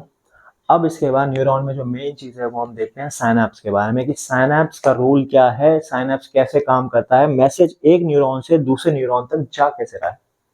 तो साइनैप्स क्या है, साइनैप्स है गैप बिटवीन दो न्यूरॉन्स के बीच का जो गैप है, क्योंकि न्यूरॉन्स आपके देखो एंड टू एंड इस तरीके से कनेक्टेड नहीं है बिल्कुल भी, इनके बीच में क्या रहता है, गैप रहता है। तो ये जो गैप है इसी को हम क्या बोलते हैं, साइनैप्स, और इसका बहुत इंपॉर्टेंट रोल है, क्योंकि अगर ये गैप ना हो तो न्यूरॉन अगर मान लो एंड टू एंड कनेक्टेड होगा तो क्या होगा, एक से दूसरे के पास जाएगा, ये चेन में जाएगा, लेकिन इससे स्पीड थोड़ी सी स्लो हो जाएगी, हालांकि रहेगा चेन में भी फास्ट। लेकिन अब यहाँ पे गैप ना होने की वजह से क्या है कि एक के साथ 2 या 3 और न्यूरॉन्स भी साथ में जुड़े हुए हैं, तो ये साइनैप्स जो है एक तरह से किसका काम कर रहा है, जंक्शन की तरह काम कर रहा है कि यहाँ पर सिग्नल आया और यहाँ से फिर बाकी न्यूरॉन्स के अंदर क्या हो गया, डिस्ट्रीब्यूट हो गया, act as a junction between neurons, ठीक है ना। अब दूसरा फंक्शन जो है वो है यूनिडायरेक्शन मेंटेन रखना। किस तरीके से, डेंड्राइट से नर्व एंडिंग तक मैसेज ट्रैवल होगा, नर्व एंडिंग से डेंड्राइट की तरफ नहीं होगा। डेंड्राइट्स फिर सेल बॉडी से एक्सॉन, एक्सॉन से नर्व एंडिंग से साइनैप्स, साइनैप्स से दूसरा न्यूरॉन, ये पाथवे वापस नहीं हो पाएगा। क्यों? क्योंकि यहाँ पे साइनैप्स कहता है कि भाई मेरे अंदर जो ट्रैवल करेंगे वो सिर्फ केमिकल इंपल्स करेंगे, इलेक्ट्रिकल इंपल्स ट्रैवल ही नहीं करेंगे। तो बड़ी दिक्कत है यार, न्यूरॉन के अंदर आ रहे हैं इलेक्ट्रिकल इंपल्स, जाना भी नेक्स्ट न्यूरॉन के अंदर इलेक्ट्रिकल इंपल्स की फॉर्म में, तो केमिकल में करें तो करे कैसे। तो यहाँ पे क्या हो रहा है कि ये इलेक्ट्रिकल की फॉर्म में आ रहे हैं, ठीक है। मान के चलो कि आपके पास बंदे हैं जिनके पास इलेक्ट्रिक पावर है, तो ये इलेक्ट्रिक पावर है, इनके पास इलेक्ट्रिक पावर है। अब यहाँ पर साइनैप्स की नदी है, साइनैप्स का गैप है, इसको पार करना है। अब इसको पार करने के लिए कंडीशन ये रखी हुई है यहाँ पे कि होना किस फॉर्म में चाहिए, केमिकल के फॉर्म में। तो ये जो इलेक्ट्रिकल सुपर हीरो आ रहे हैं ये क्या करेंगे, नर्व एंडिंग तक आएंगे, यानी वो किनारा, वो बैंक जहाँ पे आपको साइनैप्स को पार करना है। जैसे नर्व एंडिंग पे आएंगे, इनको यहाँ पे प्रोवाइडेड है चेम्बर्स यानी वेसिकल्स। वो चेम्बर्स का काम क्या है, इसके अंदर जाते ही वो अपने इलेक्ट्रिकल पावर्स लूज कर देंगे और केमिकल पावर गेन कर लेंगे। चेम्बर्स ने क्या किया, पावर्स को एक्सचेंज कर दिया। इलेक्ट्रिकल पावर किसमें चेंज हो गई, केमिकल के अंदर चेंज होगी, वेसिकल्स के अंदर, उन चेम्बर्स के अंदर। तो अब ये जो बंदे हैं इनके अंदर क्या है, केमिकल पावर है। अब ये जाएंगे नर्व एंडिंग के बिल्कुल किनारे तक, बिल्कुल किनारे तक, बिल्कुल किनारे तक, और यहाँ पर वो चेम्बर आपका ओपन हो जाएगा। और ये बंदे क्या पावर है इनके पास, इलेक्ट्रिकल की जगह केमिकल पावर है। तो केमिकल पावर वाले साइनैप्स में आराम से ट्रेवल कर सकते हैं। साइनैप्स कहेगा अच्छा तुम्हारे पास तो केमिकल पावर है, जाओ, तो ये उसको भेज देगा, ट्रांसमिट करने देगा।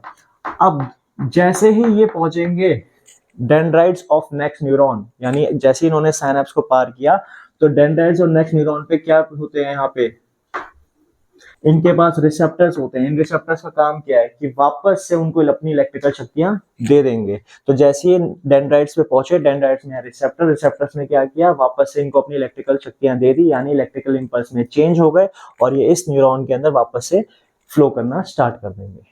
तो इस तरीके से मैसेज आपको पूरा ट्रांसमिट होता है, इलेक्ट्रिकल फॉर्म में आ रहा होता है। यहाँ वेसिकल्स में, चेम्बर्स में, वो इलेक्ट्रिकल किसमें चेंज हो जाएगा, केमिकल के अंदर चेंज हो जाएगा। फिर वो वेसिकल्स एंडिंग पे जाके ओपन हो जाते हैं। यहाँ से जो केमिकल है, न्यूरोट्रांसमीटर है, वो आपका निकल जाएगा, यानी साइनैप्स की बाधा को, साइनैप्स के गैप को पार कर लेगा और उसके बाद जाएगा डेंड्राइट्स ऑफ नेक्स्ट न्यूरॉन, जो कि उसको वापस से इलेक्ट्रिकल में चेंज कर देगा, उनको वापस से इलेक्ट्रिकल शक्तियां प्रोवाइड करवा देगा। तो ये आपका इस तरीके से चेन में पूरा मैसेज जो है आपका ट्रांसमिट होता है, इलेक्ट्रिकल से केमिकल, केमिकल से फिर इलेक्ट्रिकल। अब आप कहोगे कि भाई अगर ये इलेक्ट्रिकल से केमिकल और केमिकल से इलेक्ट्रिकल है तो ये पाथवे वापस भी हो सकता है ना। कोई मान लो कोई कहे इलेक्ट्रिकल पावर वाला, यार मैं यहाँ से नहीं पार कर रहा हूँ, मैं वापस डेंड्राइट से दूसरे न्यूरॉन के पास जा रहा हूँ, तो ऐसा हो ही नहीं सकता क्योंकि वन वे टिकट है। यहाँ पे चेम्बर्स जो हैं इनकी पावर चेंज करने के लिए, इलेक्ट्रिकल से केमिकल में करने के लिए, वो सिर्फ नर्व एंडिंग पे मौजूद है, डेंड्राइट्स पे नहीं है। तो अगर कोई इलेक्ट्रिकल सिग्नल चाहे कि डेंड्राइट्स पे आके वापस से साइनैप्स के अंदर चला जाएगा तो वो जा ही नहीं सकता, क्योंकि साइनैप्स किसको अलाउ कर रहा है, सिर्फ केमिकल पावर वालों को। तो इलेक्ट्रिकल पावर केमिकल में यहाँ पे चेंज नहीं हो सकती, क्योंकि यहाँ पे क्या नहीं प्रेजेंट, न्यूरोट्रांसमीटर प्रेजेंट नहीं है, वेसिकल्स प्रेजेंट नहीं है। वो कहाँ पर प्रेजेंट है, आपके नर्व एंडिंग पे प्रेजेंट है। तो यहाँ पे जब वो आएंगे तो यहीं पे उनकी इलेक्ट्रिकल पावर केमिकल में चेंज होगी, डेंड्राइट्स पे चेंज हो ही नहीं सकती। तो डेंड्राइट्स पे चेंज हो नहीं सकती तो यहाँ से वो साइनैप्स में इस तरफ जा नहीं सकते। तो फ्लो कैसा रहेगा, हमेशा एक ही डायरेक्शन में बना रहेगा। समझे बात को। तो साइनैप्स का काम क्या है, यूनि डायरेक्शन को मेंटेन करना, क्योंकि उसके अंदर सिग्नल जाता है केमिकल की फॉर्म में और इलेक्ट्रिकल से केमिकल चेंज होता है किसमें, नर्व एंडिंग पे ही। वो आपके डेंड्राइट्स पे प्रेजेंट नहीं होते न्यूरोट्रांसमीटर, तो इसलिए डेंड्राइट से साइनैप्स में नहीं जा सकता और हमेशा एक्सोनल एंड से ही साइनैप्स पे जाएगा। क्लियर है ये चीज। और यहाँ से क्वेश्चन बन जाता है कि मैसेज जो है वो एक ही डायरेक्शन में क्यों जाता है, क्योंकि एक न्यूरॉन से दूसरे न्यूरॉन के बीच में जो गैप है उसको बोलते हैं साइनैप्स, और साइनैप्स के अंदर मैसेज ट्रांसमिट होता है केमिकल की फॉर्म में, और केमिकल की फॉर्म में इलेक्ट्रिकल इंपल्स चेंज होता है कहाँ पे, सिर्फ नर्व एंडिंग पे। यानी न्यूरोट्रांसमीटर प्रेजेंट है सिर्फ नर्व एंडिंग पे, डेंड्राइट्स पे नहीं है। इसलिए मैसेज सिर्फ एक्सोनल एंड से नेक्स्ट न्यूरॉन तक जाएगा, डेंड्राइट से न्यूरॉन पे नहीं आएगा। क्लियर है बात, समझ आई। ठीक है, तो दो रोल हो गए साइनैप्स के, एक एक्ट एज अ जंक्शन और दूसरा यूनिडायरेक्शन मेंटेन करता है, और तीसरा जो है रिमूव अननेसेसरी कंटिन्यूअस रिस्पॉन्स। क्या मतलब है इसका, ये भी बहुत इंपॉर्टेंट फंक्शन है। जैसे फॉर एग्जांपल अभी यहाँ पे मैंने टी शर्ट डाल रखी है और टी शर्ट हर वक्त मेरी क्या है स्किन से टच हो रही है। नॉर्मली स्किन के अंदर क्या है थिग्मोरिसेप्टर्स है, यानी जहां भी टच फील होगा वो फटाफट से फील कर जाएगा। लेकिन आप सोचो कि हर वक्त जो टी शर्ट मैंने पहनी है या आपने ऊपर कोई टी शर्ट वगैरह डाल रखी है तो वो आपकी बॉडी से हर वक्त टच हो रही है। मैं हाथ को ऐसे कर रहा हूँ, ऐसे कर रहा हूँ, या टी शर्ट को ऐसे कर रहा हूँ, वो हर मिनट हर सेकंड क्या है स्किन से बार बार अलग अलग जगह पे टच हो रही है। तो क्या वो टच की सेंसेशन हर बार ब्रेन फील कर पाता है? नहीं कर पाता। जब तक आप उस पर फोकस ना करो, जैसे मैंने पर्टिकुलर फोकस किया तो मुझे अब यहाँ पे फील हो रही है, लेकिन जब तक आप फोकस ना करो क्या वो सेंसेशन बॉडी बार बार फील कर पाता है? नहीं कर पाता ना। आपकी पूरी बॉडी से स्वेट निकलता है, स्वेट आपका यहाँ भी ट्रेवल करता है, यहाँ भी ट्रेवल करता है, यहाँ भी ट्रेवल करता है, क्या आप हर बार स्वेट को फील कर पाते हो? हाँ, कभी कभार होता है कि हाँ जैसे यहाँ गिर रहा है फील हो जाता है, बैक पे गिरता है तो फील हो जाता है, लेकिन पूरी बॉडी पे अगर स्वेट निकल रहा है तो क्या पूरी बॉडी पे स्वेट फील कर पाते हो कि हाँ ये बूंद यहाँ से स्वेट की यहाँ जा रही है, यहाँ से यहाँ जा रही है? नहीं कर पाते। अभी जैसे मान लो फैन चलता है, फैन चलता है, हवा आपको टच करती है, स्किन को टच करती है, तो हवा जो हर एक पार्ट पे टच हो रही है, आपके हेड पे भी हो रही है, हैंड्स पे भी हो रही है, पैरों पे भी हो रही है, क्या वो हवा हर जगह फील कर पाते हो? जब तक कि फोकस फील कर पाओगे, लेकिन जब आप फोकस करोगे, जब तक आप फोकस नहीं करते, ये चीजें क्या है, ये सेंसेशन क्या है, आप फील नहीं करते। यानी ये सेंसेशन अपने आप ही इरेज हो जाती है। और वो सेंसेशन कौन इरेज करता है? वो करता है आपका साइनैप्स, यानी अननेसेसरी कंटिन्यूअस रिस्पॉन्स को वो इरेज कर देता है, ब्रेन तक जाने ही नहीं देता, ताकि ब्रेन पे लोड ना पड़े और हर बार उसके लिए रिस्पॉन्स जनरेट ना करना पड़े उसको। जैसे क्लोथ का आपकी बॉडी पे टच करना, स्वेट का आपकी बॉडी पे टच करना, या हवा जो आप फील नहीं कर पाते हर बार। अब हाथ को जब आप ऐसे करते हो हल्का सा तो आप स्लाइटली सेंसेशन फील कर पाओगे हवा की, लेकिन जब तक आप फोकस नहीं करोगे तो आपको सेंसेशन फील नहीं होती, क्योंकि वो कंटिन्यूअस रिस्पॉन्स है आपका। तो साइनैप्स जो है इन कंटिन्यूअस रिस्पॉन्स को भी क्या कर देता है, एलिमिनेट कर देता है, ताकि ब्रेन के पास ये मैसेज बार बार ना जाए, ब्रेन डिस्टर्ब ना हो, क्योंकि उसके पास और भी जरूरी काम है, बहुत सारे काम है करने के लिए। तो वो भी कोशिश ये करता है कि ब्रेन के पास लोड कम पड़े। ठीक है ना। तो तीन फंक्शंस हो गए, एक हो गया जंक्शन की तरह काम कर रहा है क्योंकि एंड टू एंड कनेक्टेड नहीं है, बीच में गैप है, तो बहुत सारे न्यूरॉन इससे कनेक्ट हो सकते हैं। फिर यूनिडायरेक्शन मेंटेन करता है क्योंकि साइनैप्स के अंदर सिग्नल ट्रांसमिट होता है केमिकल की फॉर्म में, और इलेक्ट्रिकल से केमिकल में चेंज होता है सिर्फ नर्व एंडिंग पे। तो क्योंकि सिर्फ नर्व एंडिंग पे चेंज होता है तो सिग्नल्स को यहीं से ही जाना पड़ेगा, यहां से वापस नहीं आ सकते। और तीसरा अननेसेसरी कंटिन्यूअस रिस्पॉन्स को वो एलिमिनेट करता है ताकि ब्रेन पे लोड ना पड़े। तो ये था आपका पूरा न्यूरॉन का फंक्शन और स्ट्रक्चर्स हमने सारे देखे क्या क्या पार्ट करने हैं। उसमें आपको नोड्स ऑफ रैनवेयर और श्वान सेल्स एलिमिनेट कर देना, मत करना, कर लो ठीक है अच्छी बात है, नहीं करना चाहो तो छोड़ देना, लेकिन बाकी सारे पार्ट्स आपको करने हैं। साइनैप्स का आपको रोल पता होना चाहिए, 3 रोल हैं साइनैप्स के, वो ये सारे हमने अभी भी डिस्कस किए हैं। तो न्यूरॉन, और न्यूरॉन के फंक्शंस क्या क्या हैं, किस टाइप के हैं, सेंसरी मैसेज लेके जा रहा है, मोटर लेकर आ रहा है, रिले उसको कनेक्ट कर रहा है सेंसरी से मोटर तक का। तो न्यूरॉन का यहाँ पे हो गया चैप्टर खत्म। अब हम बात करेंगे एक्चुअल में ये न्यूरॉन सेंसेशन कैसे लेके जा रहे हैं और रिस्पॉन्ड को कैसे लेकर आ रहे हैं रिफ्लेक्स एक्शन के अंदर। हम पढ़ने वाले हैं central nervous system. Central nervous system में आपके दो पार्ट हैं, एक है आपका ब्रेन और एक है आपका स्पाइनल कॉर्ड, और दोनों में हमें जो पढ़ना है वो रिस्पॉन्स टू स्टिमुलाई पढ़ना है, यानी ये दोनों स्टिमुलस को कैसे रिस्पॉन्स करते हैं, एक्सटर्नल एनवायरनमेंट को कैसे रिस्पॉन्स करते हैं। और इसमें सबसे पहले हम देखेंगे स्पाइनल कॉर्ड के बारे में और रिफ्लेक्स एक्शंस के बारे में। रिफ्लेक्स एक्शंस क्या है, डेफिनेशन के हिसाब से बात करें तो involuntary instantaneous responses are known as reflex action. मतलब यानी इनवॉलेंटरी अपने आप ही होने वाले, इंस्टेंटेनियसली उसी मोमेंट पे, इनवॉलेंटरी इंस्टेंटेनियस रिस्पॉन्स यानी जो हमारे काबू में नहीं है, उसी मोमेंट पे तुरंत जो रिस्पॉन्स हो जाते हैं बिना सोचे समझे, वो सारे क्या है आपके रिफ्लेक्स एक्शन है। ठीक है। जैसे फॉर एग्जांपल पिंच हुई, हाथ ऐसे हो गया, हॉट प्लेट को टच किया, हाथ अपने आप हमने पीछे कर लिया, या sneezing, yawning, blinking of eyes, ये सारे क्या है रिफ्लेक्स एक्शन है। इसमें आपको सोचना नहीं पड़ता, बॉडी खुद ही ये एक्शंस करती है बिना सोचे समझे भी, आप थॉट भी नहीं देते और ये एक्शन आपका हो जाता है फटाफट से। इन्हीं को बोलते हैं रिफ्लेक्स एक्शन। क्यों जरूरी है? सर्वाइवल के लिए, बॉडी की प्रोटेक्शन के लिए। आपकी बॉडी के अंदर ही वो सिस्टम खुद फिट हो रखा है कि आपकी बॉडी को खुद ही प्रोटेक्ट करता है, सेल्फ डिफेंस मैकेनिज्म है रिफ्लेक्स एक्शन एक तरीके से। तो हम कभी गौर ही नहीं करते इसकी तरफ।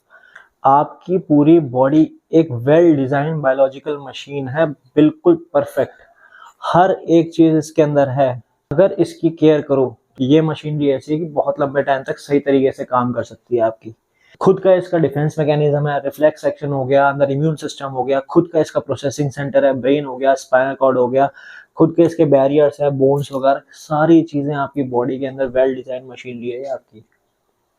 थोड़ा इसको केयर किया करो, ठीक है। खैर रिफ्लेक्स एक्शन की बात करते हैं, तो रिफ्लेक्स एक्शन एक तरह से आपका डिफेंस मैकेनिज्म भी है, ठीक है। ये इनवॉलेंटरी सडन रिस्पॉन्स होता है ताकि आपकी बॉडी को चोट ना लगे, क्योंकि अगर पिन पे आपने हाथ रखा और इसमें आपने जरा सा भी थॉट देने लग गए कि इसको हटाना है नहीं हटाना, इतने में तो काम हो जाएगा, ब्लड निकल जाएगा। तो पिन चुपते ही हाथ आपका अपने आप पीछे जाता है ताकि उससे स्टिमुलस से दूर जा सके। हमें स्टिमुलस क्या है? पिन, तो उसके रिस्क से दूर जा सके, ठीक है ना। हॉट प्लेट को आपने टच किया, हॉट प्लेट को टच करते ही वो आपका हाथ पीछे हटा रहा है, क्योंकि टच करे रखोगे, थोड़ा सा भी टाइम एक्स्ट्रा दे दिया आपने सोचने में, मतलब बॉडी देखो क्या सोच रही है। बॉडी कह रही है कि भाई इतना निकम्मा बंदा है कि अगर इसको ये काम दे दिया ना तो ये सोचेगा पहले कि इसको हटाना है नहीं हटाना, फिर इतने में तो मेरे को खराब कर देगा, इसलिए खुद ही ये कंट्रोल कर रखा है उसने कि जैसे ही आपने उसको टच किया उसको पता चल गया, सेंसेशन आ गई कि बॉडी को हार्म होने वाला है, ये अपने आप ही पीछे हो जाएगा। आइज के साथ क्या सीन है? जैसे ही ज्यादा लाइट है अपने आप आंखें आपकी बंद हो गई। क्यों बंद हो गई? क्योंकि अगर ये भी बॉडी ने आपके ऊपर छोड़ दिया कि भाई ठीक है ये अपने आप कर लेगा, इतने में तो ज्यादा आइज रेटिना पे गई, रेटिना आपका डैमेज हो गया, तो वो भी उसे खुद ही करना पड़ रहा है। यानी आपकी बॉडी अपनी बॉडी को ही डिफेंस कर रही है, किससे? आप ही के एक्शन से, समझे? तो ये मैकेनिज्म भी हमारे अंदर फिट है, रिफ्लेक्स एक्शन वाला। और इसके अलावा एक्सटर्नल स्टिमुलस हो गए जैसे कि स्नीजिंग। स्नीजिंग भी आपका रिफ्लेक्स और ये कंट्रोल करता है हिल ब्रेन में मेड्यूला। और स्नीजिंग हो क्यों रही है, कैसे होती है? स्नीजिंग का जो मेन रीजन है वो ये कि आपके नोज में होते हैं हेयर और होता है म्यूकस। तो जब कोई इरिटेंट, डस्ट का पार्टिकल या कोई भी चीज जब आपके नोज में एंटर करती है तो वो बॉडी और ब्रेन डिटेक्ट कर लेता है कि ये भाई बाहर की चीज है, इसको बॉडी में नहीं आना, फटाफट से बाहर इसको डिस्प्लेस कर देगा। कैसे करता है? छींक मारते हैं आप, तो छींक मारते ही क्या हो रहा है, आपका जो पार्टिकल है वो बहुत दूर तक चला जाता है, क्योंकि जब आप स्नीज करते हो तो उसकी जो स्पीड होती है लगभग 100 से 150 माइल्स पर आवर होती है, चीता की स्पीड से भी लगभग ज्यादा, समझ रहे हो? इतनी तेज हम स्नीज करते हैं। तो ये आपका रिफ्लेक्स है, डस्ट पार्टिकल आया एकदम से आपने स्नीज किया और डस्ट पार्टिकल बहुत दूर तक डिस्प्लेस हो गया। और दूसरा रिफ्लेक्स क्या हो रहा है इसके अंदर कि जब आप स्नीज कर रहे हो तो आपके आईज क्या है? क्लोज है, ये अपने आप ही क्लोज हो जाती है। आप आईज ओपन करके स्नीज कर ही नहीं सकते, इम्पॉसिबल है। तो ये क्लोज अपने आप क्यों हो रही है? इसका एक रीजन ये माना जाता है कि भाई जब हम स्नीज करते हैं तो उसकी स्पीड जो होती है वो इतनी ज्यादा होती है, प्रेशर इतना ज्यादा होता है कि हो सकता है कि सॉकेट से वो बाहर आ जाए, लेकिन प्रैक्टिकली ऐसा पॉसिबल नहीं होता, क्योंकि जो आईज है ना वो ऐसे बस कंचे की तरह, गोली की तरह ऐसे बिठा नहीं रखी है कि हाँ जैसे बस फिट कर दिया हो, उसके पीछे मसल्स हैं उसको पकड़ के रखा हुआ है, उनकी स्ट्रेंथ ज्यादा होती है। तो फिर वो बंद क्यों हो रही है? वो बंद होती हैं इसलिए क्योंकि जब आप स्नीज करते हो तो स्नीज करने के टाइम पे आपका सलाइवा मुंह से बाहर जा रहा है, वो डस्ट पार्टिकल, वो जो पार्टिकल जो इरिटेंट आपके नोज में गया वो बाहर जा रहा है, तो वो आपकी आईज के अंदर ना आ जाए इसीलिए। तो वो बैक्टीरिया, वो जर्म, वो डस्ट पार्टिकल, वो इरिटेंट, वो सलाइवा आपकी आईज के अंदर ना एंटर कर जाए, इसलिए वो हाथ की हाथ क्या हो जाती है? बंद हो जाती है। जो दूसरा रीजन है कि आई सॉकेट से बाहर आ जाएंगी, इसका मैं श्योरिटी के साथ नहीं कह सकता, लेकिन हाँ जो मेन रीजन है वो ये है कि आईज इसलिए क्लोज हो जाती है ताकि कोई जर्म, बैक्टीरिया वगैरह जो वापस से आईज में ना चली जाए। तो स्नीजिंग का सीन क्लियर हुआ कि स्नीजिंग भी क्या है? आपका एक रिफ्लेक्स है, और ये ध्यान रखना ये कंट्रोल कर रहा है आपका मेड्यूला। वैसे तो स्पाइनल रिफ्लेक्सेस के अलावा आपको पर्टिकुलरली जानने की जरूरत नहीं कि कौन सा रिफ्लेक्स कौन कंट्रोल कर रहा है, लेकिन यहाँ पे स्नीजिंग का मेड्यूला मैं इसलिए बता रहा हूँ क्योंकि मेड्यूला का फंक्शन हमें पढ़ना है, और मेड्यूला क्या कर रहा है? स्नीजिंग को कंट्रोल कर रहा है, और स्नीजिंग एक रिफ्लेक्स है। और इसमें रिफ्लेक्स में क्या है? दो रिफ्लेक्सेस है, एक कि डस्ट पार्टिकल इरिटेंट आपकी बॉडी से बाहर जा रहा है, और दूसरा क्या है? आईज आपकी क्लोज हो रही है। फिर एक हो गया आपका यॉर्निंग। जब हम यॉर्न करते हैं, यॉर्न क्यों करते हैं? यॉर्निंग का बेसिक प्रिंसिपल समझो तो ये होता है कि ब्रेन के अंदर जब ऑक्सीजन कम जा रही है तो अपने आप ही वो क्या करेगा? माउथ को वाइड ओपन करेगा ताकि हम ज्यादा इनहेल करें और ज्यादा से ज्यादा ऑक्सीजन मिल जाए, ब्रेन थोड़ा एक्टिव हो सके, थोड़ा और आगे तक काम कर सके, ठीक है। लेकिन यॉर्निंग जो है वो आपके ब्रेन के एक तरह से अडेप्टेशन रिस्पॉन्स भी है। जैसे कोई पीरियड आपका है जो आपको लगता है बहुत ज्यादा बोरिंग है, या टीचर आपका पकाने वाला है, आपको उसमें इंटरेस्ट है सब्जेक्ट में, ये पीरियड से पहले अगर आपके मन में थॉट चली गई है, दिमाग में आपके थॉट चली गई है, तो ब्रेन कहेगा अच्छा यार तुझे ये पीरियड पसंद नहीं है, टॉपिक पसंद नहीं है, ठीक है मेरे को भी ज्यादा एक्टिव होने की जरूरत नहीं है, तो वो उसी तरीके से काम करेगा, थका थका फील करेगा, सुस्त सा रहेगा। लेकिन ब्रेन का एक पार्ट बोलेगा नहीं यार ब्रेन को काम करना है, ऑक्सीजन चाहिए, तो अपने आप ही माउथ आपका ओपन होगा और ऑक्सीजन वो अंदर ले लेगा। लेकिन कभी आप करके देखो, जो पीरियड आपका बोरिंग है उससे पहले दिमाग में थॉट बिठा लो कि आज ये लेक्चर बहुत इंटरेस्टिंग है मेरे लिए, मुझे सुनना है बहुत ही ज्यादा ध्यान से, और ये मेरा फेवरेट लेक्चर बनने वाला है। जब ये पॉजिटिव थॉट आपने इसमें बिठा ली, अब ब्रेन के पास मैसेज किया गया कि यार इसको पूरे लेक्चर में क्या रहना है? एक्टिव रहना है। तो मेरे को ज्यादा से ज्यादा एनर्जी की जरूरत है, तो मैं एक्टिव रहूंगा, तो इसलिए वो क्या करेगा, ऑक्सीजन की सप्लाई वो लेता रहेगा, वो सुस्त फील नहीं करेगा, टायर्ड फील नहीं करेगा, और आपको यॉर्निंग भी नहीं होगी, क्योंकि टायर्ड नहीं फील करे, सुस्त नहीं फील करे, एक्स्ट्रा ऑक्सीजन की जरूरत नहीं है, वो एक्टिव ही है आपका, तो आपको यॉर्निंग उस पीरियड में नहीं होगी। तो ये आपका एडेप्टेशन रिस्पॉन्स है, ठीक है ना। किसी भी काम से पहले सोचते हो कि वो बोरिंग है, एग्जॉस्टेड है, तो भाई आपका ब्रेन उसी हिसाब से काम करेगा, सुस्त रहेगा, यॉर्निंग होगी। और अगर आप सोचते हो नहीं बहुत इंटरेस्टिंग है, मजा आने वाला है, तो ब्रेन आपका एक्टिव रहेगा, यॉर्निंग होने के चांसेस बहुत कम रहेंगे, समझे। खैर ये अलग चीज थी। तो यॉर्निंग का बेसिक लॉजिक क्या है, जब आपका ब्रेन के पास ऑक्सीजन की सप्लाई कम होगी तो अपने आप ही माउथ को वो ओपन करेगा, बंद करेगा, तो ऑक्सीजन अंदर जाएगी, और साथ में ओपन और क्लोज होने में आपकी जो मसल्स है ये भी आपकी स्ट्रेच हो जाती है, ठीक है। तो ये भी पार्ट आपका एक्टिव रहता है थोड़ा सा। फिर तीसरे की अगर हम बात करें तो वो है आपका ब्लिंकिंग ऑफ आईज, की आईज आपकी बार बार ब्लिंक होती रहती है और आपको पता भी नहीं होता, नोटिस भी नहीं होता। कुछ लोगों की ज्यादा होती है, कुछ की कम होती है। क्यों होती है ये ब्लिंकिंग? ब्लिंकिंग इसलिए होती है क्योंकि हमारे यहाँ पर होता है एक्वस ह्यूमर, यानी वो आंखों को रखता है वेट। तो जब आप ब्लिंक करते हो और ओपन करते हो तो आपकी आईज जो है एक तरह से क्या हो रही है, पूरी फ्लश हो रही है। क्योंकि अगर आप ब्लिंक ना करो, कंटिन्यूसली देखते रहो देखते रहो देखते रहो देखते रहो, 1 मिनट 2 मिनट 3 मिनट के बाद आपको इरिटेशन फील होने लगेगी, ड्राइनेस सी फील होने लगेगी। फिर जब आप ब्लिंक करोगे तो वो क्या हो गया, फ्लश हो गया। तो आईज को क्या रखता है, वो वेट रखता है, फ्रिक्शन से बचाता है ब्लिंकिंग करना हमारा, ठीक है। ये भी रिफ्लेक्स है, ये भी अपने आप ही हो रहे हैं चीजें, ठीक है ना। अब कुछ रिफ्लेक्स एक्शन जो है स्पाइनल कॉर्ड कंट्रोल कर रहा है, कुछ रिफ्लेक्स एक्शन जो है वो ब्रेन कंट्रोल कर रहे हैं। जैसे कि आपने देखा स्नीजिंग हो गया, ब्लिंकिंग हो गया, यॉर्निंग हो गया, ये आपका ब्रेन कंट्रोल कर रहा है, ठीक है ना। स्पाइनल रिफ्लेक्सेस में जैसे आपने हॉट प्लेट को टच किया और फटाफट से आपने हाथ पीछे कर लिया, सुई चुप गई, हाथ आपने पीछे कर लिया, यानी जो एक्शन बहुत ही तेजी से हो रहे हैं, बिना सोचे समझे फास्ट हो रहे हैं, जिसमें थॉट प्रोसेस की जरूरत ही नहीं है कुछ भी, वो सारे कौन कंट्रोल कर रहा है, स्पाइनल कॉर्ड। स्पाइनल रिफ्लेक्सेस पे आने से पहले एक सेरिब्रल रिफ्लेक्सेस देख लेते हैं, क्योंकि ब्रेन के रिफ्लेक्स सेक्शन में वैसे ज्यादा डिटेल में नहीं पूछते, लेकिन फिर भी एक ब्रेन का रिफ्लेक्स आपको ध्यान रखना है। और ब्रेन के रिफ्लेक्सेस को हम क्या बोलेंगे, सेरिब्रल रिफ्लेक्सेस। और इसमें आपको ध्यान रखना है एक्सपेंशन एंड कॉन्ट्रैक्शन ऑफ प्यूपिल। हमारी जो आईज होती है, आइस के अंदर यहाँ पे आपका आइरिस है, और आइरिस में क्या होता है, प्यूपिल। आइरिस का कोई भी कलर हो सकता है, red, blue, green, yellow, purple, कुछ भी ले लो, लेकिन जो आपका प्यूपिल है, जो आपका सेंटर पार्ट है, ये हमेशा क्या रहेगा, ब्लैक कलर का रहेगा, क्योंकि ये सारी लाइट को क्या करता है, एब्जॉर्ब करता है। ये ब्लैक कलर का रहता है प्यूपिल, और इसका जो साइज है, या तो ये आपका एक्सपैंड हो जाता है या फिर ये आपका कॉन्ट्रैक्टेड हो जाता है। कब होता है एक्सपैंड, कब होता है कॉन्ट्रैक्ट, ये भी आपका रिफ्लेक्स सेक्शन है, ब्रेन कंट्रोल कर रहा है। और कैसे काम कर रहा है, जब लाइट का सोर्स बहुत ज्यादा है तो ये क्या रहेगा, कॉन्ट्रैक्टेड रहेगा, छोटा रहेगा, ताकि लाइट कम से कम अंदर जाए। क्योंकि लाइट किस पे फॉल होनी है आईज के अंदर, रेटिना पे, ह्यूमन आई में पड़ा होगा, रेटिना पे फॉल हो रही है। और रेटिना जो होती है लाइट सेंसिटिव होती है, यानी अगर ज्यादा लाइट उस पर फॉल करेगी तो वो डैमेज हो सकती है। इसलिए अगर अमाउंट ऑफ लाइट ठीक ठाक है तो प्यूपिल क्या करेगा, कॉन्ट्रैक्ट हो जाएगा, कम अमाउंट ऑफ लाइट अंदर जाएगी, देखने में कोई दिक्कत नहीं आएगी।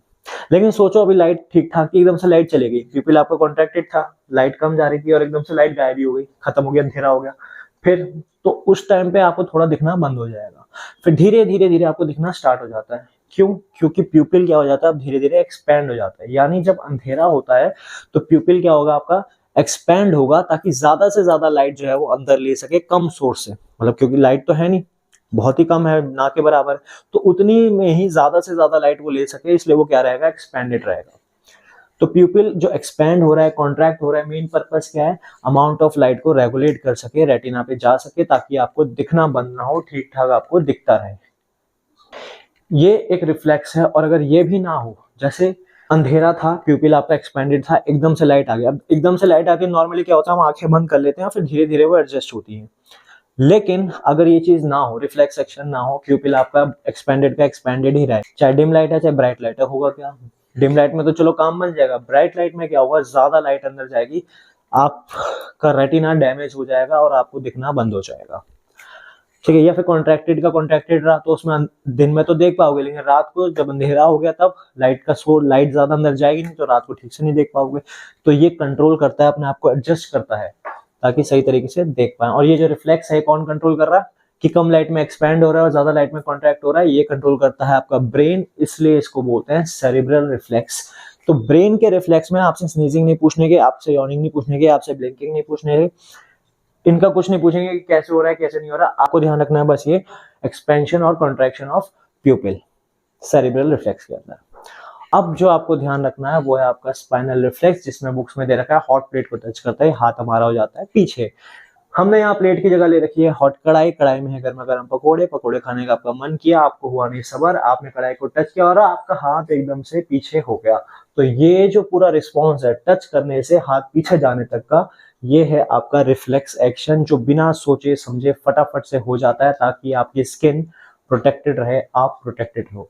अब ये कैसे हो रहा है ये हमें डिटेल में समझना है वही तीन चीजें। रिसेप्टर मैसेज रिसीव करेंगे, स्पाइनल कॉर्ड या ब्रेन रिस्पॉन्स जनरेट करेगा और एफेक्टर वो रिस्पॉन्स शो करेगा। कैसे होता है ये देखो, आपके फिंगर में आपके यहाँ पे स्किन पे है क्या, स्किन पे कौन सा रिसेप्टर है, थर्मो और थिग्मो, यानी टेम्परेचर को और टच को फील करने के लिए। जैसे ही आपने इस पे टच किया रिसेप्टर्स आपके एक्टिवेट हो गए।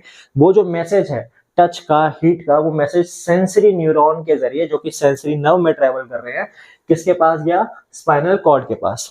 स्पाइनल कॉर्ड के पास जाते ही वो जो मैसेज था यानी जो सेंसेशन आई, वो रिले ने किसको पास कर दी, मोटर को, क्योंकि रिले क्या कर रहा है, इन दोनों के बीच में लिंक क्रिएट कर रहा है। तो उसने मोटर को पास कर दी। मोटर में क्या है, अब वो रिस्पॉन्ड है जो स्पाइनल कॉर्ड ने जनरेट किया कि हाथ को पीछे करना है, वो रिस्पॉन्ड मोटर के जरिए किसके पास आया, एफेक्टर के पास। एफेक्टर क्या है, हमारी मसल या ग्लैंड होती है, तो यहाँ पे क्या है, आपकी मसल है। तो ये जो आपकी मसल थी आपकी क्या हो गई, कॉन्ट्रैक्ट हो गई और हाथ आपका अपने आप पीछे हो गया और रिस्पॉन्स आपका जनरेट हो गया।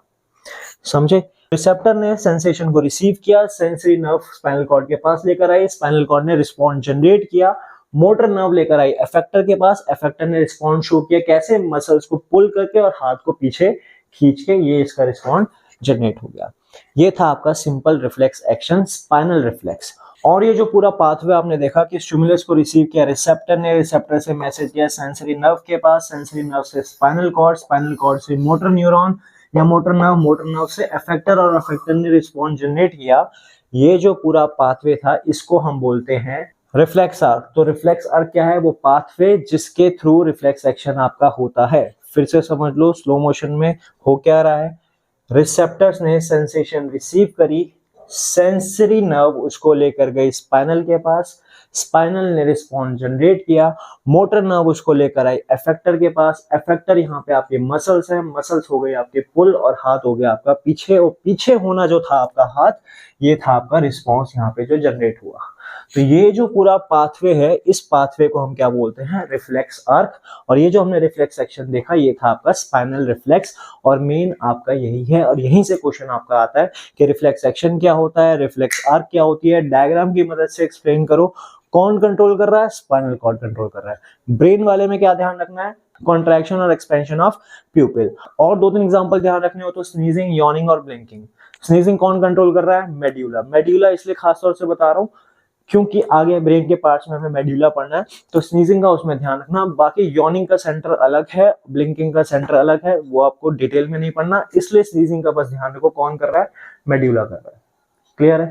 तो यहाँ हमने देखा स्पाइनल कॉर्ड का फंक्शन। स्पाइनल कॉर्ड जो बेसिकली इन्वॉल्व है वो किसके अंदर इन्वॉल्व है, इनवॉलेंटरी इंस्टेंटेनियस एक्शंस यानी रिफ्लेक्स एक्शन के अंदर इन्वॉल्व होती है। जो भी ऐसा रिस्पॉन्स जिसमें सोचना ना पड़े, वो सारा रिस्पॉन्स ब्रेन ने किसको दे रखा है, स्पाइनल कॉर्ड को दे रखा है कि भाई मेरे को डिस्टर्ब मत करो, ये रिस्पॉन्स में सोचना नहीं है, बॉडी को प्रोटेक्ट करना है, ये तुम अपने आप करो। इसमें पाथवे भी छोटा हो गया है, एक तो ब्रेन तक नहीं गया, स्पाइनल कॉर्ड तक ही आया। फिर उसके बाद एफेक्टर क्या है, यही वाली मसल है, तो रिस्पॉन्स बहुत जल्दी जनरेट होता है और बहुत जल्दी इफेक्ट में आता है, इसलिए ये रिफ्लेक्स एक्शंस जो होते हैं बहुत फास्ट होते हैं। क्लियर है, ठीक है। अब इसके बाद है आपका सेंट्रल नर्वस सिस्टम का मेन किंग, मेन डॉन, वो है आपका ब्रेन। ब्रेन के हमें पार्ट्स पढ़ने हैं, ब्रेन के हमें फंक्शंस पढ़ने हैं, लेकिन सिर्फ बेसिक डिटेल में बिल्कुल डाइव नहीं करना, एग्जाम के हिसाब से हमें देखना है ब्रेन के पार्ट्स और ब्रेन के फंक्शन। ये हमारा ब्रेन, और ब्रेन का भी हमें देखना है सिर्फ बेसिक पार्ट्स और बेसिक फंक्शंस। क्या क्या देखना है इसके अंदर, एक है फोर ब्रेन, एक है मिड ब्रेन और एक है हिंड ब्रेन। इन तीन के अंदर कौन कौन से पार्ट्स आते हैं ये आपको बस देखने हैं और उनके फंक्शंस देखने हैं। इसके अलावा कुछ भी एक्स्ट्रा नहीं करना 10th क्लास के कंट्रोल कोऑर्डिनेशन चैप्टर के अंदर, समझे। तो सबसे पहले फोर ब्रेन। फोर ब्रेन का मतलब जो आपका आगे वाला पार्ट है। अब फोर ब्रेन के अंदर जो ये वाला पार्ट है, मेजर पार्ट जो आप देख रहे हो, ये लगभग 80% ऑफ द जो वॉल्यूम है आपका ब्रेन का, ये किसका है, आपका सेरिब्रम का। तो सेरिब्रम आता है आपके फोर ब्रेन में, और जो major part of the brain है वो भी क्या है आपका, सेरिब्रम। तो वो सेरिब्रम बोलो या सेरिब्रल कॉर्टेक्स बोलो, बात एक ही है। और सेरिब्रम क्या कर रहा है, मेन आपका वॉलेंटरी एक्शंस कंट्रोल करता है। वॉलेंटरी एक्शंस यानी जो आप अपने हिसाब से अपने मुताबिक कर सकते हो, वो सारे एक्शंस कौन कंट्रोल कर रहा है, आपका सेरिब्रम। लेकिन सेरिब्रम भी फर्दर डिवाइडेड होता है। ये पूरा जो हेमिस्फीयर है सेरिब्रम का, ये भी आपका फर्दर डिवाइडेड है 4 पार्ट्स के अंदर। और इन पार्ट्स को आप देख सकते हो इस तरीके से, जैसे ये है आपका पूरा सेरिब्रम, ठीक है। इसको 4 पार्ट्स में डिवाइड किया है, 1 2 3 4, ये 4 अलग अलग कलर दिख रहे हैं, यानी ये 4 आपके क्या है, लोब्स हैं। ये ब्लू वाला जो एरिया है ये हो गया आपका फ्रंटल लोब, ग्रीन वाला एरिया हो गया पैराइटल लोब, ये वाला पिंक वाला एरिया हो गया आपका ऑसिपिटल लोब, और जो ऑरेंज वाला एरिया है वो हो गया आपका टेम्पोरल लोब्स। ये 4 लोब्स होते हैं, 4 पार्ट हैं जिसके अंदर सेरिब्रम को क्या किया गया है, डिवाइड किया गया है। कर रहा है सारे वॉलंटरी फंक्शंस, करेगा सारे वॉलंटरी फंक्शंस कंट्रोल, लेकिन वॉलंटरी फंक्शंस का भी अलग अलग पार्ट है। और तो और इन लोब्स की भी फर्दर डिवीजन है, उसके अंदर भी फर्दर डिवीजन है, लेकिन इतना डिटेल में डाइव नहीं करना। सेरिब्रम थोड़ा सा बट डिटेल में देख रहे हैं 4 लोब्स के अकॉर्डिंग, बस इतना ही। जैसे पहला ले लो फ्रंटल लोब, नाम से लिया है, कहाँ पे है, फ्रंट के अंदर है। तो क्या क्या फंक्शंस कर रहा है ये, speaking, planning, judging, thinking, personality, motor functions, ये सारे कौन परफॉर्म कर रहा है, फ्रंटल लोब। स्पीकिंग, जो मैं बोल रहा हूँ, अब जो भी मैं बोल रहा हूँ, जो भी वर्ड्स निकल रहे हैं, जो भी सेंटेंस निकल रहे हैं, ये मेरे दिमाग में प्रोसेस हो रहे हैं, साथ के साथ सिंक हो रहे हैं और ये निकल रहे हैं, यानी मैं सोच के बोल रहा हूँ। ऐसा तो नहीं है टेप रिकॉर्डर ऑन कर दिया बस बोले जा रहा है बोले जा रहा है, चाहे वो खराब भी हो जाए चाहे गलत भी बोल रहा है, बस वो बोले जा रहा है बोले जा रहा है, ऐसा तो नहीं हो रहा। जहां मुझे रुकना है मैं पॉज लूंगा, जहां मुझे बोलना है वहां पे मैं बोलूंगा, जो बोलना है उस तरीके से ही बोलूंगा।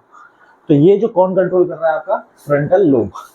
फिर प्लानिंग, जो हम सोचते हैं, प्लान नहीं बनाते कि यार चल संडे को हम ये करेंगे, सैटरडे को ये करेंगे, फिर खाली पीरियड में भी दिमाग में प्लान चलते रहते हैं, यार गेम्स का पीरियड आने वाला है, हम ये गेम खेलेंगे, ये करेंगे, कैंटीन में यहाँ जाना है वहाँ जाना है, इसको देखना है उसको देखना है। तो ये प्लानिंग कौन कर रहा है, सारा आपका फ्रंटल लोब के अंदर ही हो रही है। फिर देन जजिंग, जजिंग का मतलब ये नहीं किसी को जज करना, अच्छा ये ऐसा है। जजिंग का मतलब यहाँ पर है कि कोई भी आपके पास ऑब्जेक्ट है उसको आप डिटरमाइन कर रहे हो कि हाँ ये सर्कल है, ये स्क्वायर है, ये रेक्टेंगल है, जो शेप्स हैं उसको आप उस तरीके से डिटरमाइन कर रहे हो, जज कर पा रहे हो कि कोई चीज कैसी है, ठीक है ना। देन आपका सारा थिंकिंग पार्ट, कुछ भी जो आप सोच रहे हो, जो भी दिमाग में चल रहा है, जैसे मैं बोल रहा हूँ, जैसे अभी एग्जांपल लिया कि मेरा बोलने का, तो बोलते ये आपको पता नहीं चलता, लेकिन अगर आप थोड़ा सा पॉज लेके सोचो तो जो आप बोल रहे हो आप वही बोल रहे हो एक्चुअली में, जो आपके दिमाग में चल रहा है, जो आप सोच रहे हो। ऐसे अपने आप ही आपके लिप्स नहीं हिलेंगे, अपने आप ही आपकी टंग नहीं हिलेगी और अपने आप ही वोकल कॉर्ड्स नहीं हिलेंगे कि आपकी आवाज निकलनी स्टार्ट हो जाएगी, ठीक है। तो थिंकिंग का जितना भी एक्शन है, जो भी आप सोच रहे हो, ए टू जेड, पढ़ाई के बारे में सोच रहे हो, खेलने के बारे में सोच रहे हो, किसी और के बारे में सोच रहे हो, थिंकिंग आपका वॉलेंटरी है। हालांकि थॉट्स जो है माइंड में हर वक्त चलते रहते हैं, ऐसा तो होता नहीं कि आपका माइंड 1 सेकंड के लिए भी थॉट फ्री हो जाए, ऐसा नहीं होगा। आप सोच के आप 1 मिनट के लिए बैठो और देखो, हर 1 सेकंड हर 1 मिनट आपके माइंड में थॉट्स चलते रहेंगे। वो जो थॉट्स हैं एक तरह से क्या होती है, आपकी एको होती है, आपकी मेमोरी का, आपके थिंकिंग प्रोसेस का, आपकी प्लानिंग प्रोसेस का, जो हर वक्त आपके ब्रेन में चलते रहते हैं। फिर क्या करते हो, कोई एक पर्टिकुलर थॉट आप पकड़ लेते हो और वो सोचने लग जाते हो, तो वो जो थिंकिंग का सारा प्रोसेस चल रहा है वो कौन कर रहा है, आपका फ्रंटल लोब कर रहा है। देन उसके बाद पर्सनैलिटी और इमोशंस। अब पर्सनैलिटी और इमोशंस भी आपका फ्रंटल लोब कंट्रोल कर रहा है। पर्सनैलिटी का मतलब जिस तरीके के आप हो और आप किस तरीके के हो, वो कैसे पता चलता है, वो आपके कैरेक्टरिस्टिक्स, आपके ट्रेट्स, यानी आपके एक्शंस जो कि लिए जाते हैं आपके इमोशनल स्टेट के अंदर, जब आप गुस्से में हो, जब आप खुशी में हो, जब आप एक्साइटेड हो, जब आप क्यूरियस हो, उस टाइम पे जो आपने एक्शंस लिए उसके अकॉर्डिंग जो आपकी पर्सनैलिटी आपकी धीरे धीरे बन रही है, ये कौन कंट्रोल कर रहा है, आपका फ्रंटल लोब। अगर इमोशंस की बात करें तो फ्रंटल लोब के अंदर भी एक छोटा सा सिस्टम होता है जिसको बोलता है लिम्बिक सिस्टम, और जिसके अंदर एक छोटा शेप का एक ऑर्गन होता है जिसको बोलता है मैगडेला। तो वो आपका इमोशंस कंट्रोल करता है। लेकिन ये वर्ड्स ध्यान नहीं रखने, आपको मेन बस ये ध्यान रखो कि इमोशंस जो आपकी बॉडी में अंदर कंट्रोल हो रहे हैं वो कौन कर रहा है, आपका फ्रंटल लोब कर रहा है। Then motor functions. अब मोटर फंक्शन का क्या सीन है, आपका फ्रंटल लोब और पैराइटल लोब के बीच में यहाँ पे एक मोटर कॉर्टेक्स होता है, वो आपके मोटर फंक्शंस कंट्रोल कर रहा है। अब मोटर फंक्शंस भी हमारे वॉलंटरी है ना, जैसे कि अभी बात करते करते मेरे हैंड्स मूव कर रहे हैं, या मैं अगर चल रहा हूँ तो जो ये मेरे हैंड्स मूव कर रहे हैं, या मुझे कुछ लिखना है, या मैं चलने के लिए पैर उठा रहा हूँ, ये सारे क्या है, मेरे मोटर फंक्शंस है। और मोटर फंक्शंस मेरे अपने हिसाब से चल रहे हैं। ऐसा नहीं है कि मेरे पैर का मन किया कि यहाँ पे अभी नहीं खड़ा होना तो वो अपने आप ही ऐसे ऐसे करके चलने लगेगा, ऐसा नहीं है। या मेरा हाथ नीचे नीचे थक गया, वो अपने आप ही ऐसे ऊपर उठ जाए, ऐसा नहीं है ना। तो मैं इसको कंट्रोल कर रहा हूँ, ये मेरे कंट्रोल में है, ठीक है। जो भी आपके जेस्चर्स हैं, आपके हैंड्स, आपके लेग्स, ठीक है, आपके नेक के मूवमेंट, हेड की मूवमेंट, पूरी बॉडी की आपकी जो मूवमेंट्स हैं, वो कौन कंट्रोल कर रहा है, आपका फ्रंटल लोब कंट्रोल कर रहा है, यानी सेरिब्रम कंट्रोल कर रहा है, यानी ये सारे वॉलंटरी फंक्शंस है। तो बात समझ आई। तो फ्रंटल लोब के क्या क्या फंक्शन हो गए, speaking, planning, judging, thinking, personality and motor functions. जैसे आप लिख रहे हो तो लिखने में भी क्या, आपकी हैंड्स की ये मूवमेंट है, तो ये जो मूवमेंट्स को रेगुलेट कौन कर रहा है? अगर आपको कोई वर्ड बनाना है ए, जैसे कि हमने पहले एग्जांपल लिया था कि अगर आपको कोई वर्ड बनाना है ए, तो आपका हाथ उसी तरीके से मूव करेगा, उसी मूवमेंट में मूव करेगा। तो ये जो मूवमेंट है ये आपकी कंट्रोल मूवमेंट है, आप खुद इसको कंट्रोल कर रहे हो कि अगर आप ए बनाना चाहते हो तो आप ए ही बनाओगे, और आपका हाथ ऐसे नहीं करेगा कि नहीं मुझे ए नहीं बनाना, बी बनाना है, बनाने जा रहे हो आप ए और वो बना देगा अपने आप बी, ऐसा नहीं होगा ना। तो ये मोटर फंक्शंस हैं जो आप कंट्रोल कर रहे हो। अब जैसे साइकिलिंग एग्जांपल, हम पैडलिंग करते हैं, ऊपर नीचे पैर होते हैं हमारे, तो जो पैर से आप नीचे पुश कर रहे हो वो आपका क्या है? मोटर फंक्शन है, जिसकी वजह से आपका पैडल नीचे जा रहा है, फिर एक ऊपर आ रहा है, फिर उसे पुश करते हो, तो इस तरीके से आप आगे बढ़ पाते हो।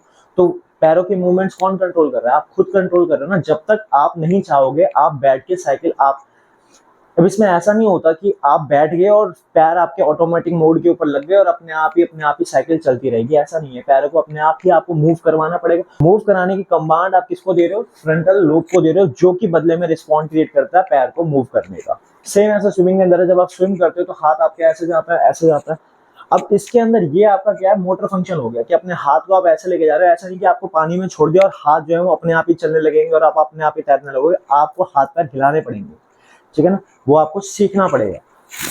तो जिस तरीके से आप हाथ को आगे लेके जा रहे हो, फिर आप पीछे लेके जा रहे हो, वो आपका क्या है? मोटर फंक्शन है। और ये सब क्या है? वॉलेंटरी फंक्शन है, आप कंट्रोल कर रहे हो, तो इसलिए ये फ्रंटल लोब के अंदर आएगा, या फिर कह सकते हो कि सेरिब्रम का पार्ट है या सेरिब्रम के अंदर आएगा। क्लियर है ये चीज? Frontal lobe. अब इसके बाद बात करते हैं पैराइटल लोब की।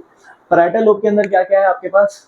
Sensory information from skin, touch, temperature और प्रेशर। यानी स्किन पे जो भी सेंसरी इंफॉर्मेशन आती है, जैसे कि टच हुआ या कोई स्पाइडर यहाँ पे क्रॉल कर रही है, तो जो सेंसेशन आई है आपको, वो सेंसेशन किसके पास गई है? आपके पैराइटल लोब के पास गई है। या एसी चल रहा है, एसी चलते चलते बहुत ज्यादा ठंड लगने लगी, तो कोल्डनेस की जो सेंसेशन आई है वो किसके पास गई है? पैराइटल लोब के पास गई है।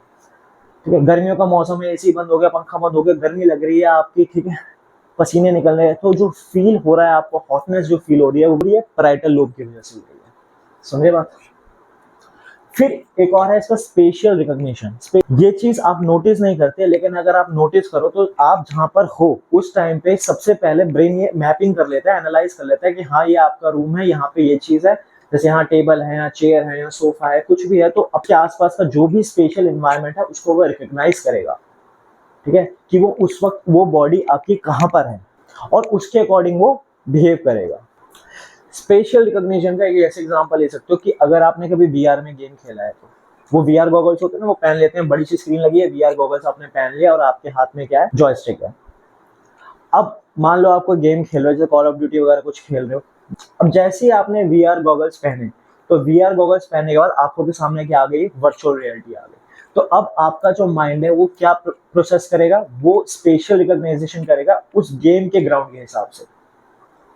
आप उसमें चलोगे भी वैसे ही, ठीक है, डक करना होगा तो आप डक भी वैसे करोगे, आपका माइंड बिल्कुल उसी तरीके से प्रोसेस करेगा जैसे कि आप उस टाइम पे उस गेम के अंदर हो, तो आपकी रियलिटी वो बन जाएगी। लेकिन अब कोई बंदा अगर बाहर वहीं सोफे पे बैठ के उस बंदे को देख रहा है, तो उसको क्या लगेगा कि ये रूम में कर क्या रहा है? कभी नीचे झुक रहा है, कभी ऊपर झुक रहा है, कभी आगे जा रहा है, कभी पीछे जा रहा है, क्योंकि उस टाइम पे जो सामने वाला बंदा जो गेम खेल रहा है उसके माइंड ने क्या सराउंडिंग रिकॉग्नाइज कर रखी है? वो वीआर वाली।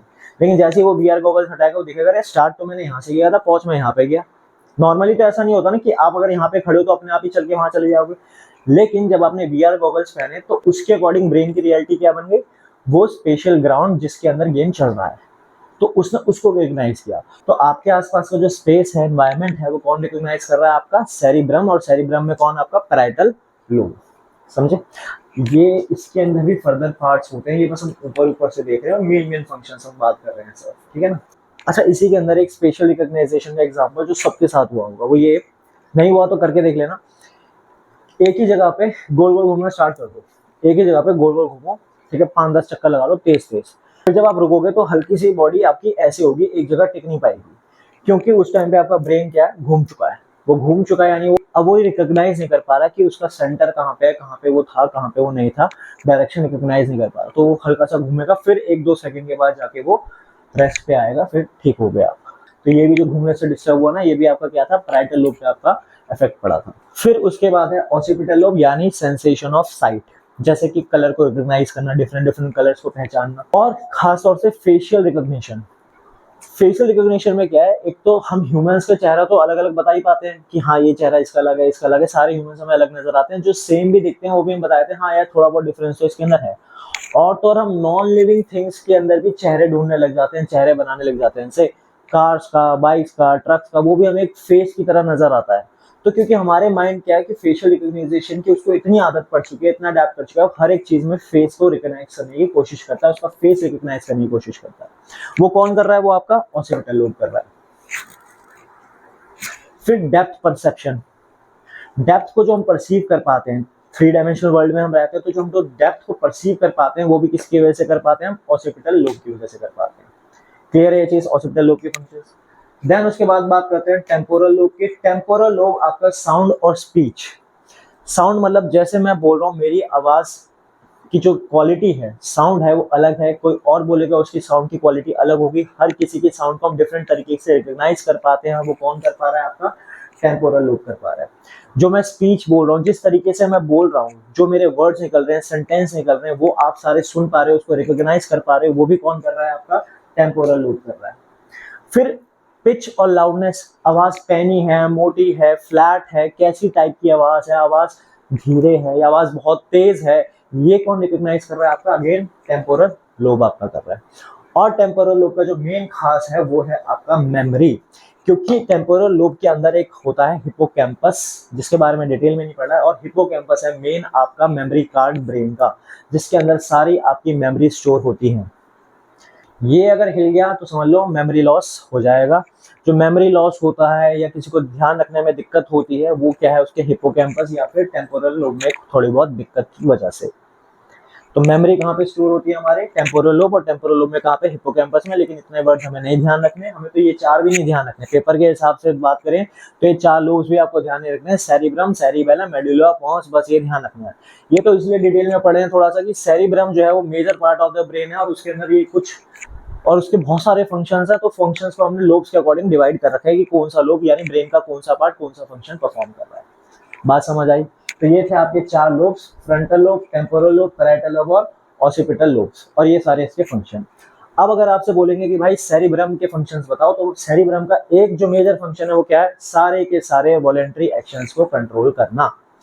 और उसके अलावा फंक्शंस बताने हो, अब यहाँ पे दो कितने फंक्शंस हो गए? फ्रंटल, टेम्पोरल, ऑक्सीपिटल, पैराइटल, सबको मिला के इनके बस हेडिंग हटा दो, इन सब की बस हेडिंग हटा दो, तो speaking, planning, judging, thinking, personality, motor functions, sound, speech, memory, loudness, sensory information, touch, temperature, pressure, taste, sight, colour, facial recognition, depth perception, ये सारा कौन कर रहा है? सेरिब्रम कर रहा है। समझे बात को? क्लियर है सेरिब्रम वाला पार्ट? लेकिन इतने सारे बताने नहीं है। अगर आपसे पेपर में पूछेंगे सेरिब्रम का फंक्शन बताओ, तो बुक्स में जो नॉर्मली सेरिब्रम का फंक्शन दे रखा है वो देखिए, speaking, planning, judging, thinking, motor functions, ठीक है, स्पीच, साउंड, बस। तो इन्हीं में से 4-5 फंक्शंस बस याद कर लो सर, इतना ही बहुत है सेरिब्रम के फंक्शंस के लिए। तो ब्रेन आपका डिवाइडेड था 3 पार्ट्स में, फोर ब्रेन, मिड ब्रेन और हिंड ब्रेन। तो फोर ब्रेन का मेन पार्ट क्या था? आपका सेरिब्रम। और सेरिब्रम के हमने पार्ट्स देख लिए, क्या क्या? ये 4 लोब्स हमारे हो गए, इनके फंक्शंस हो गए। अगर आपसे पूछेंगे कि सेरिब्रम के फंक्शन बताओ, तो वॉलेंटरी एक्शंस, और वॉलेंटरी एक्शंस में क्या? इनमें से कोई भी फंक्शन सीख तो सारे किसके हैं? सेरिब्रम के फंक्शंस हैं।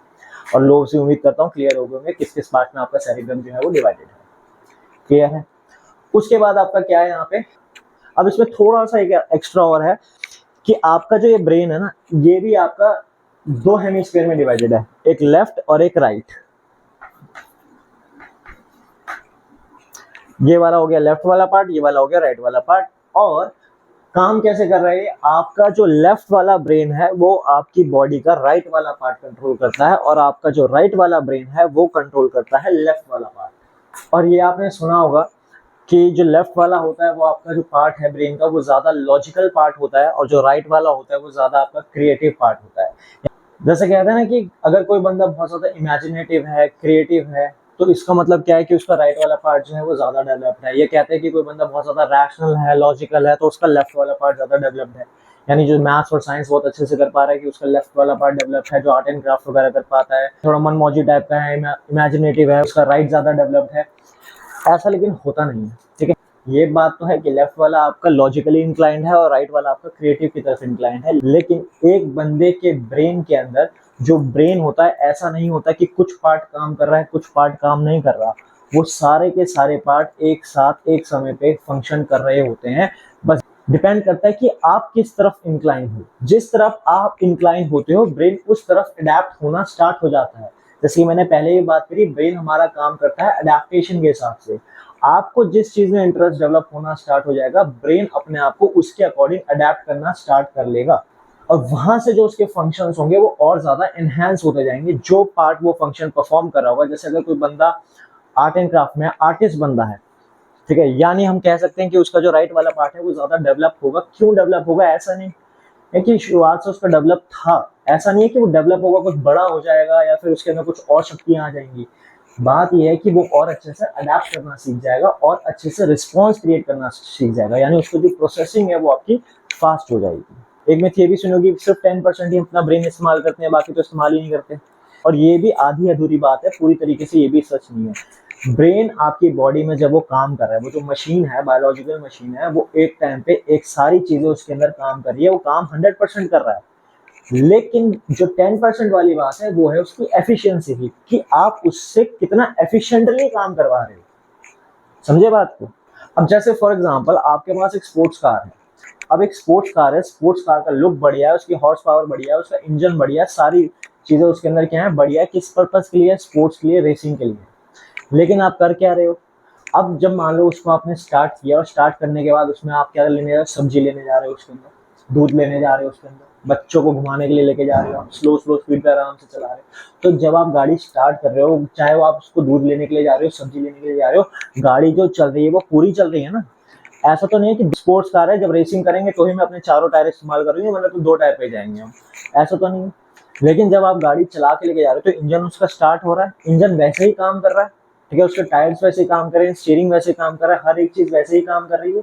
लेकिन जब आप उससे ज्यादा काम करवाओगे, यानी जब उसकी जो एक्चुअल एफिशिएंसी है उसके हिसाब से काम कराओगे, आप उसको रेसिंग ट्रैक पे लेके उतर गए, अब आपने थ्रॉटल पे पैर रखा और आपने एक्सेलरेट किया, तो वो अपनी जितनी हॉर्स पावर है, अपने इंजन की जितनी पावर है, उसको वो इस्तेमाल करेगा और उसके अकॉर्डिंग वो भागना स्टार्ट कर देगा।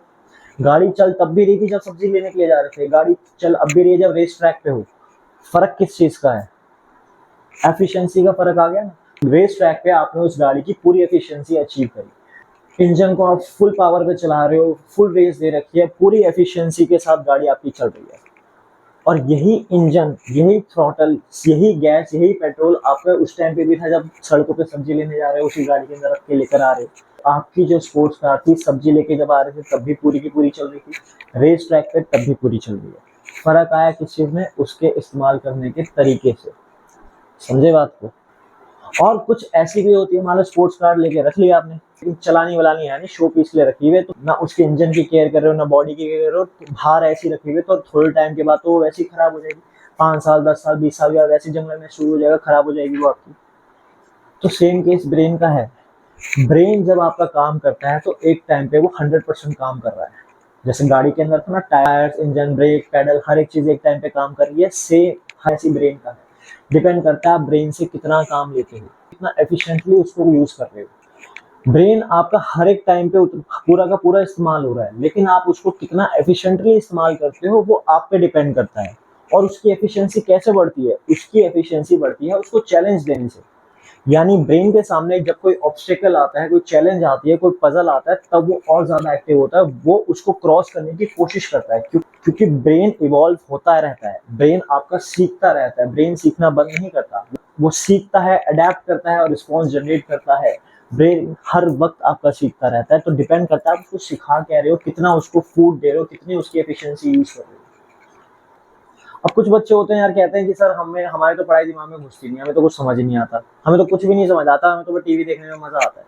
तो भाई जब तुम पूरे दिन टीवी देख रहे हो, स्क्रॉलिंग कर रहे हो, ब्रेन कहाँ से नई चीज सीखेगा, कहाँ से अडेप्ट करेगा, कहाँ से इवॉल्व होगा, कहाँ से ग्रो होगा? जब उसके सामने चैलेंजेस आएंगे, जब उसके सामने ऑब्स्टेकल आएंगे, तब उसको क्रॉस करेगा। जब वो उसको क्रॉस करेगा, उससे लड़ेगा कि इसको सॉल्व कैसे करना है, उसको फिर क्रॉस करेगा, तब जाके वो आपका इवॉल्व होगा। और ये किसी भी डायरेक्शन में हो सकता है, सिर्फ पढ़ाई नहीं, ब्रेन से एफिशिएंसी बढ़ाने वाले भी नहीं, उसको पढ़ाई करवानी है सिर्फ। हर एक फील्ड के अंदर, आपका स्पोर्ट्स हो गया, आपका बिजनेस हो गया, सिंगिंग हो गई, डांसिंग हो गई, कोई भी चीज आप कर रहे हो, जब उस चीज के अंदर आप ब्रेन को चैलेंज करते हो, तब जाके वो नई चीजें सीखता है, खुद को अडेप्ट करता है और इवॉल्व होता है, तब उसकी एफिशिएंसी बढ़ती है। और ये चीज आप लाइफ टाइम करते रहो करते रहो करते रहो, एट लास्ट जाके आपकी ब्रेन की एफिशिएंसी और उससे बिल्कुल डिफरेंट हो जाएगी, एकदम ही अलग लेवल की हो जाएगी। तो अपने ब्रेन से काम लो, एफिशिएंट बनाओ उसको, उसको चैलेंज दो, यही उसका फूड है, इसी से ही वो ग्रो करेगा, इसी से ही वो इवॉल्व करेगा।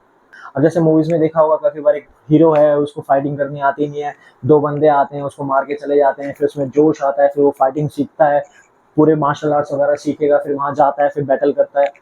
तो इस समय इसमें भी क्या कर रहा है वो? अब आप कहोगे सर इसमें तो वो मार्शल आर्ट सीख रहा है, फिर जाके वो मारता है, तो भाई मार्शल आर्ट जो सीख रहा है, जो मोटर फंक्शंस को अडेप्ट कर रहा है, जो रिफ्लेक्सेस को अडेप्ट कर रहा है, क्योंकि मार्शल आर्ट्स में क्या सिखा रहे हैं, अगर आप कुछ भी मार्शल आर्ट्स करते हो, एमएमए, जुडो, बॉक्सिंग वगैरह, तो उसमें क्या सिखाते हैं? सीधा लड़ना सिखा देते हैं, पहले पोस्चर सिखाते हैं, टैक्टिक्स सिखाते हैं, ठीक है, डिफेंस सिखाते हैं, अटैक सिखाते हैं, सीधा लड़ने के लिए तो नहीं भेज देते ना।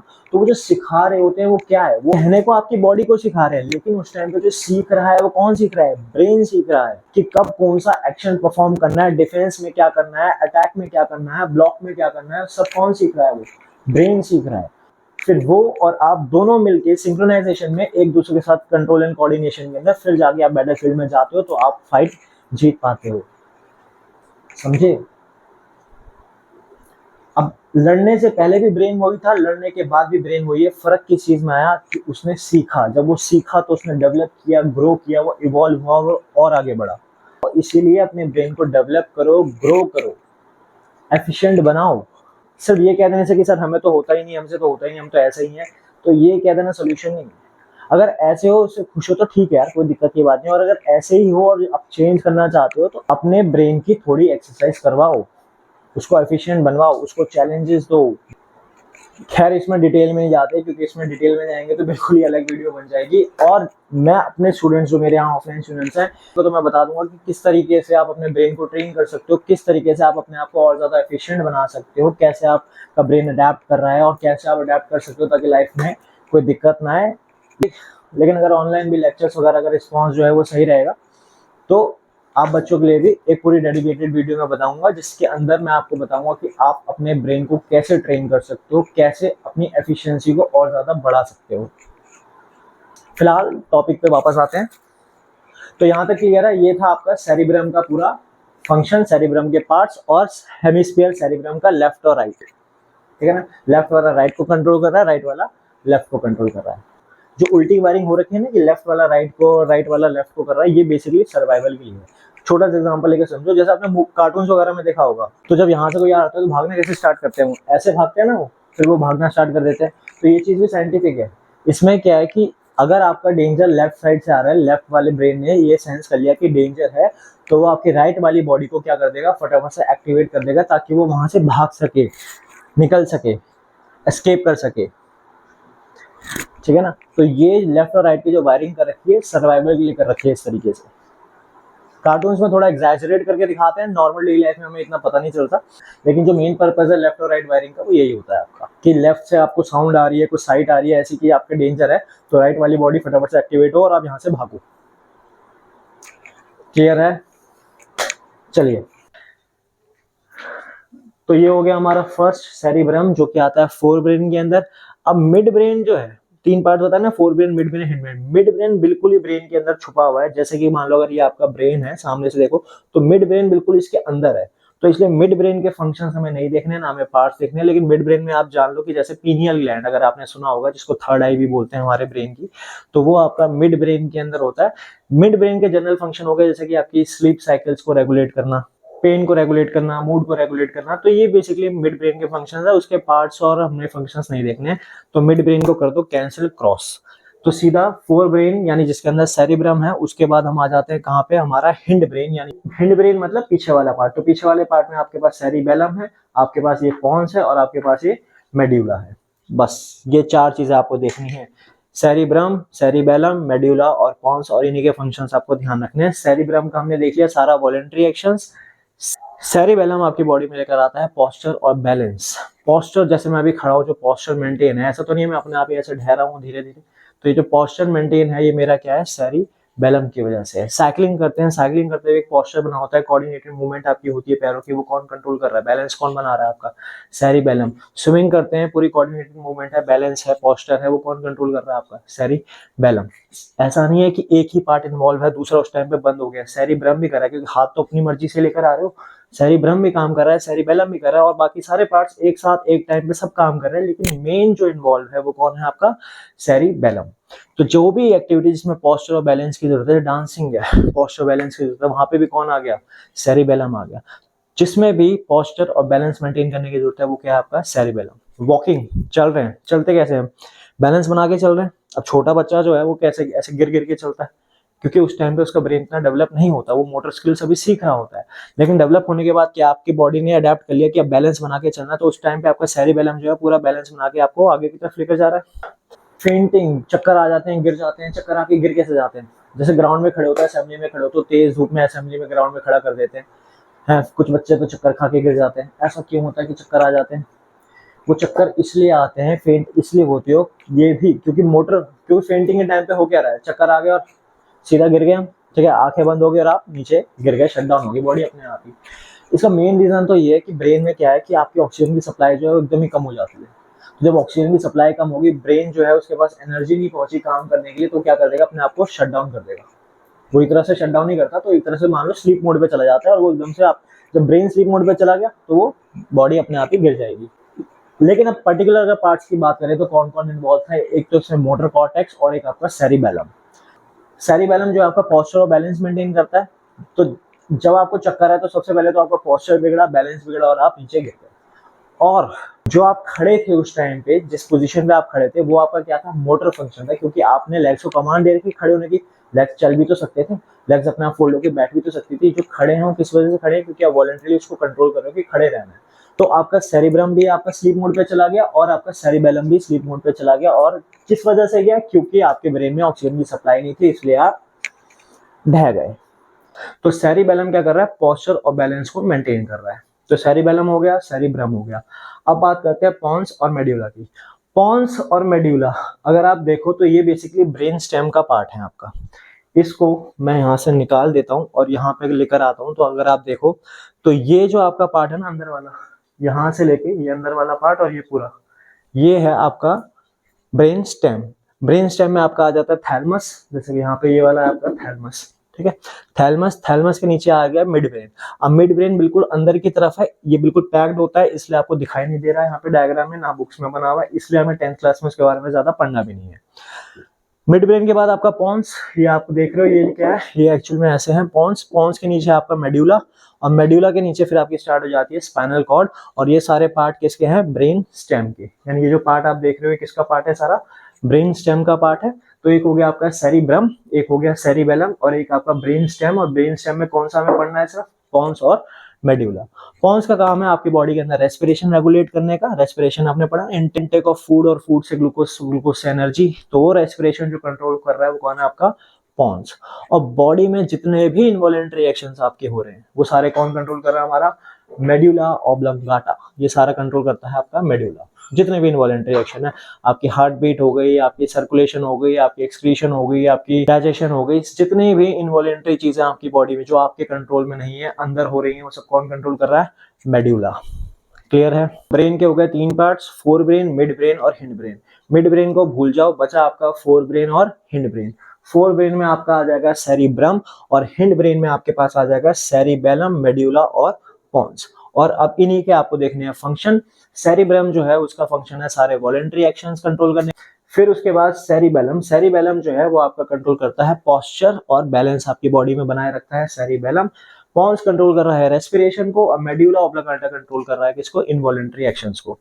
जैसे कि और ये एक्शन ध्यान रखना खास तौर से, जैसे वॉमिटिंग हो गया, स्नीजिंग हो गया, कफिंग हो गया, स्वेलोइंग हो गया, ठीक है, ये सब कौन कंट्रोल कर रहा है, medulla. Fore brain, mid brain भूलना है, और हिंड ब्रेन। फोर ब्रेन में सेरिब्रम, हिंड ब्रेन के अंदर सेरिबेलम, मेड्यूला और पॉन्स, ये 4 और इनके फंक्शंस, बस इसके अलावा इसमें कुछ नहीं करना। अब हमारा ब्रेन इतना डेलिकेट ऑर्गन है, इसको प्रोटेक्ट करने के लिए हर वक्त तो हेलमेट पहन के नहीं रख सकते कि यार कभी भी चोट लग जाए, पता नहीं क्या हो जाए। तो इसीलिए अपने आप ही बॉडी में एक सिस्टम बना हुआ है हमारा क्या, प्रोटेक्शन का, जिसको हम बोलते हैं क्रेनियम यानी ब्रेन बॉक्स यानी स्कल।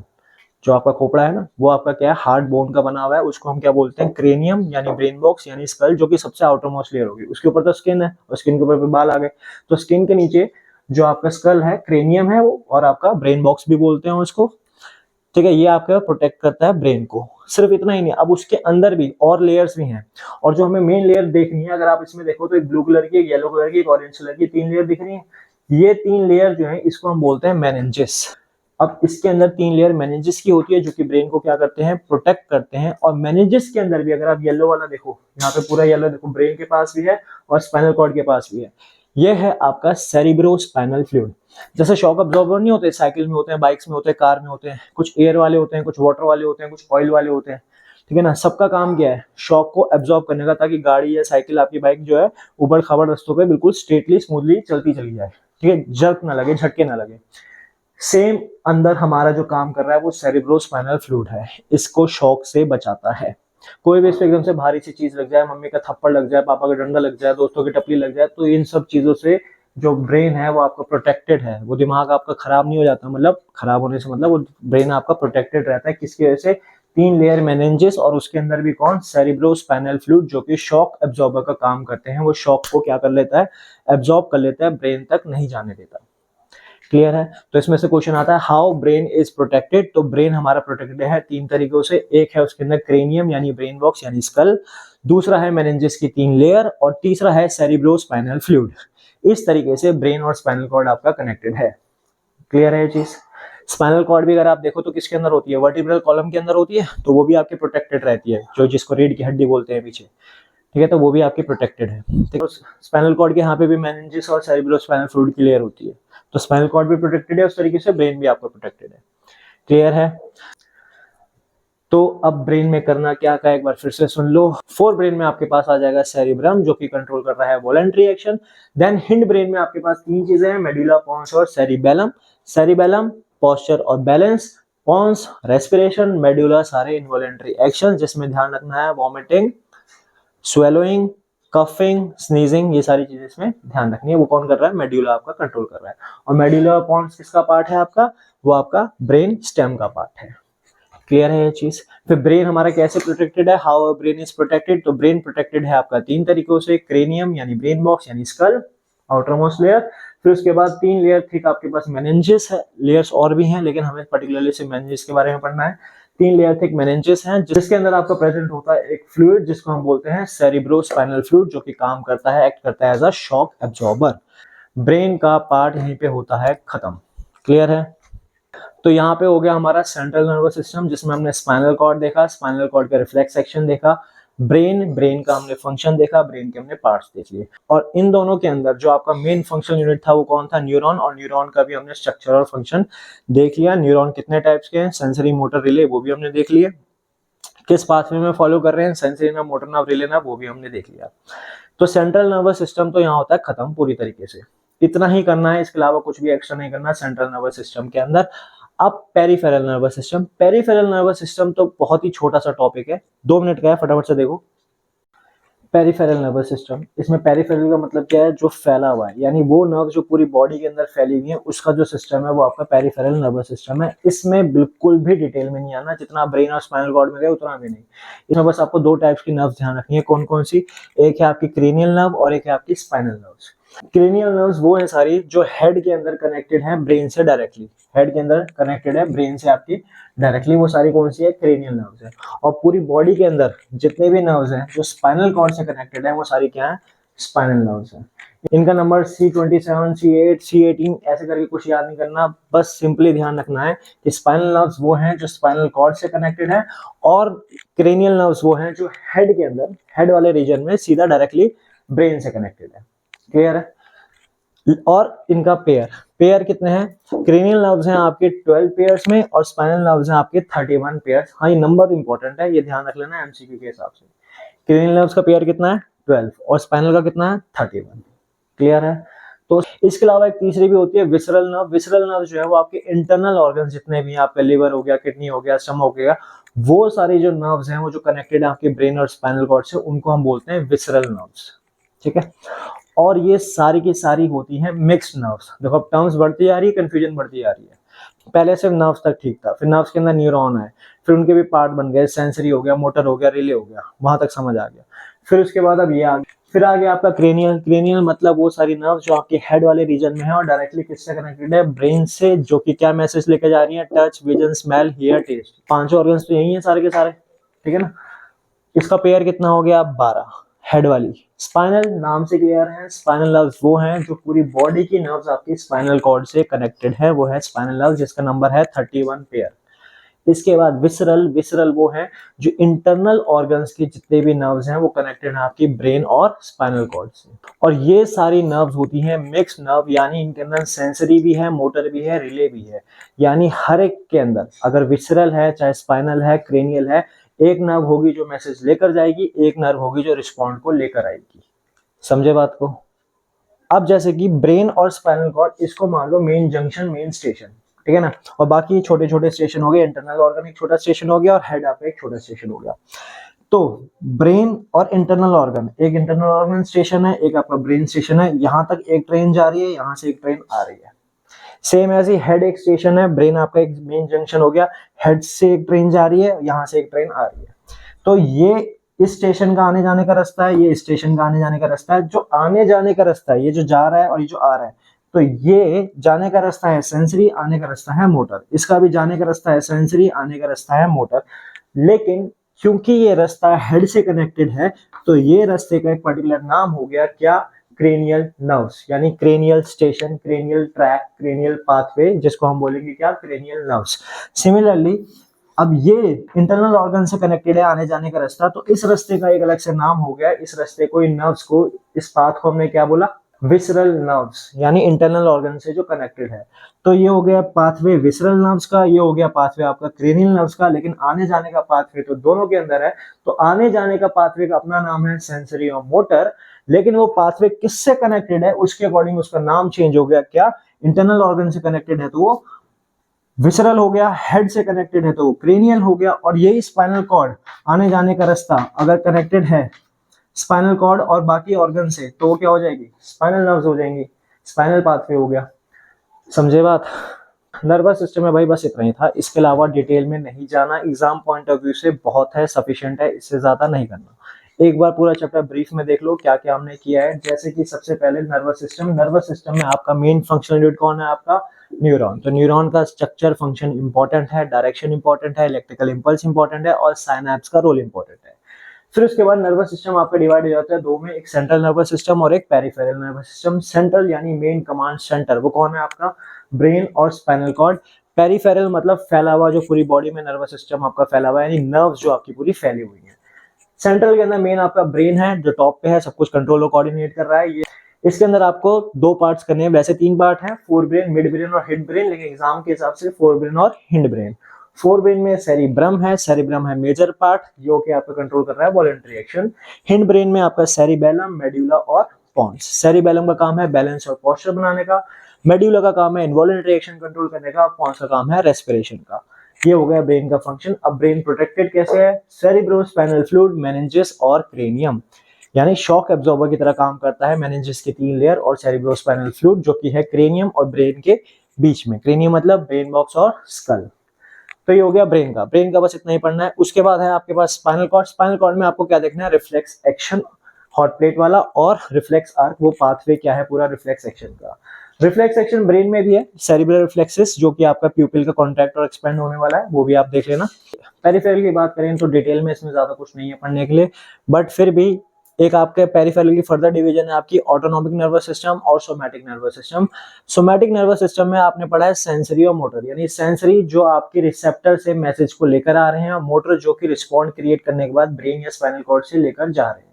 जैसे फॉर एग्जांपल हाथ के ऊपर आपके स्पाइडर आ जाए, तो स्पाइडर आने के बाद जब वो क्रॉल करेगी तो आपके पास सेंसेशन जाएगी ब्रेन तक सेंसरी नर्व्स के जरिए कि यार हाथ में कुछ है, तो वो रिस्पॉन्स जनरेट करेगा कि भाई हाथ हटाओ फटाफट से, इसको ऐसे करो ताकि स्पाइडर गिरे। तो वो जो रिस्पॉन्स जनरेट कर रहा है वो कौन लेकर आएगा, मोटर नर्व लेकर आएगी। ठीक है, तो सोमैटिक के अंदर इतना ही है। ये दोनों आपकी क्रेनियल में भी है, स्पाइनल में भी है। क्रेनियल मतलब जो आपकी हेड से डायरेक्टली कनेक्टेड है, यानी अगर कुछ यहाँ पे क्रॉल कर रहा है तो आपको फटाफट से पता चल जाएगा, दिख भी जाएगा और वो मैसेज सीधा किसके पास जाएगा, ब्रेन के पास डायरेक्टली, जो हेड में डायरेक्टली कनेक्टेड है ब्रेन से।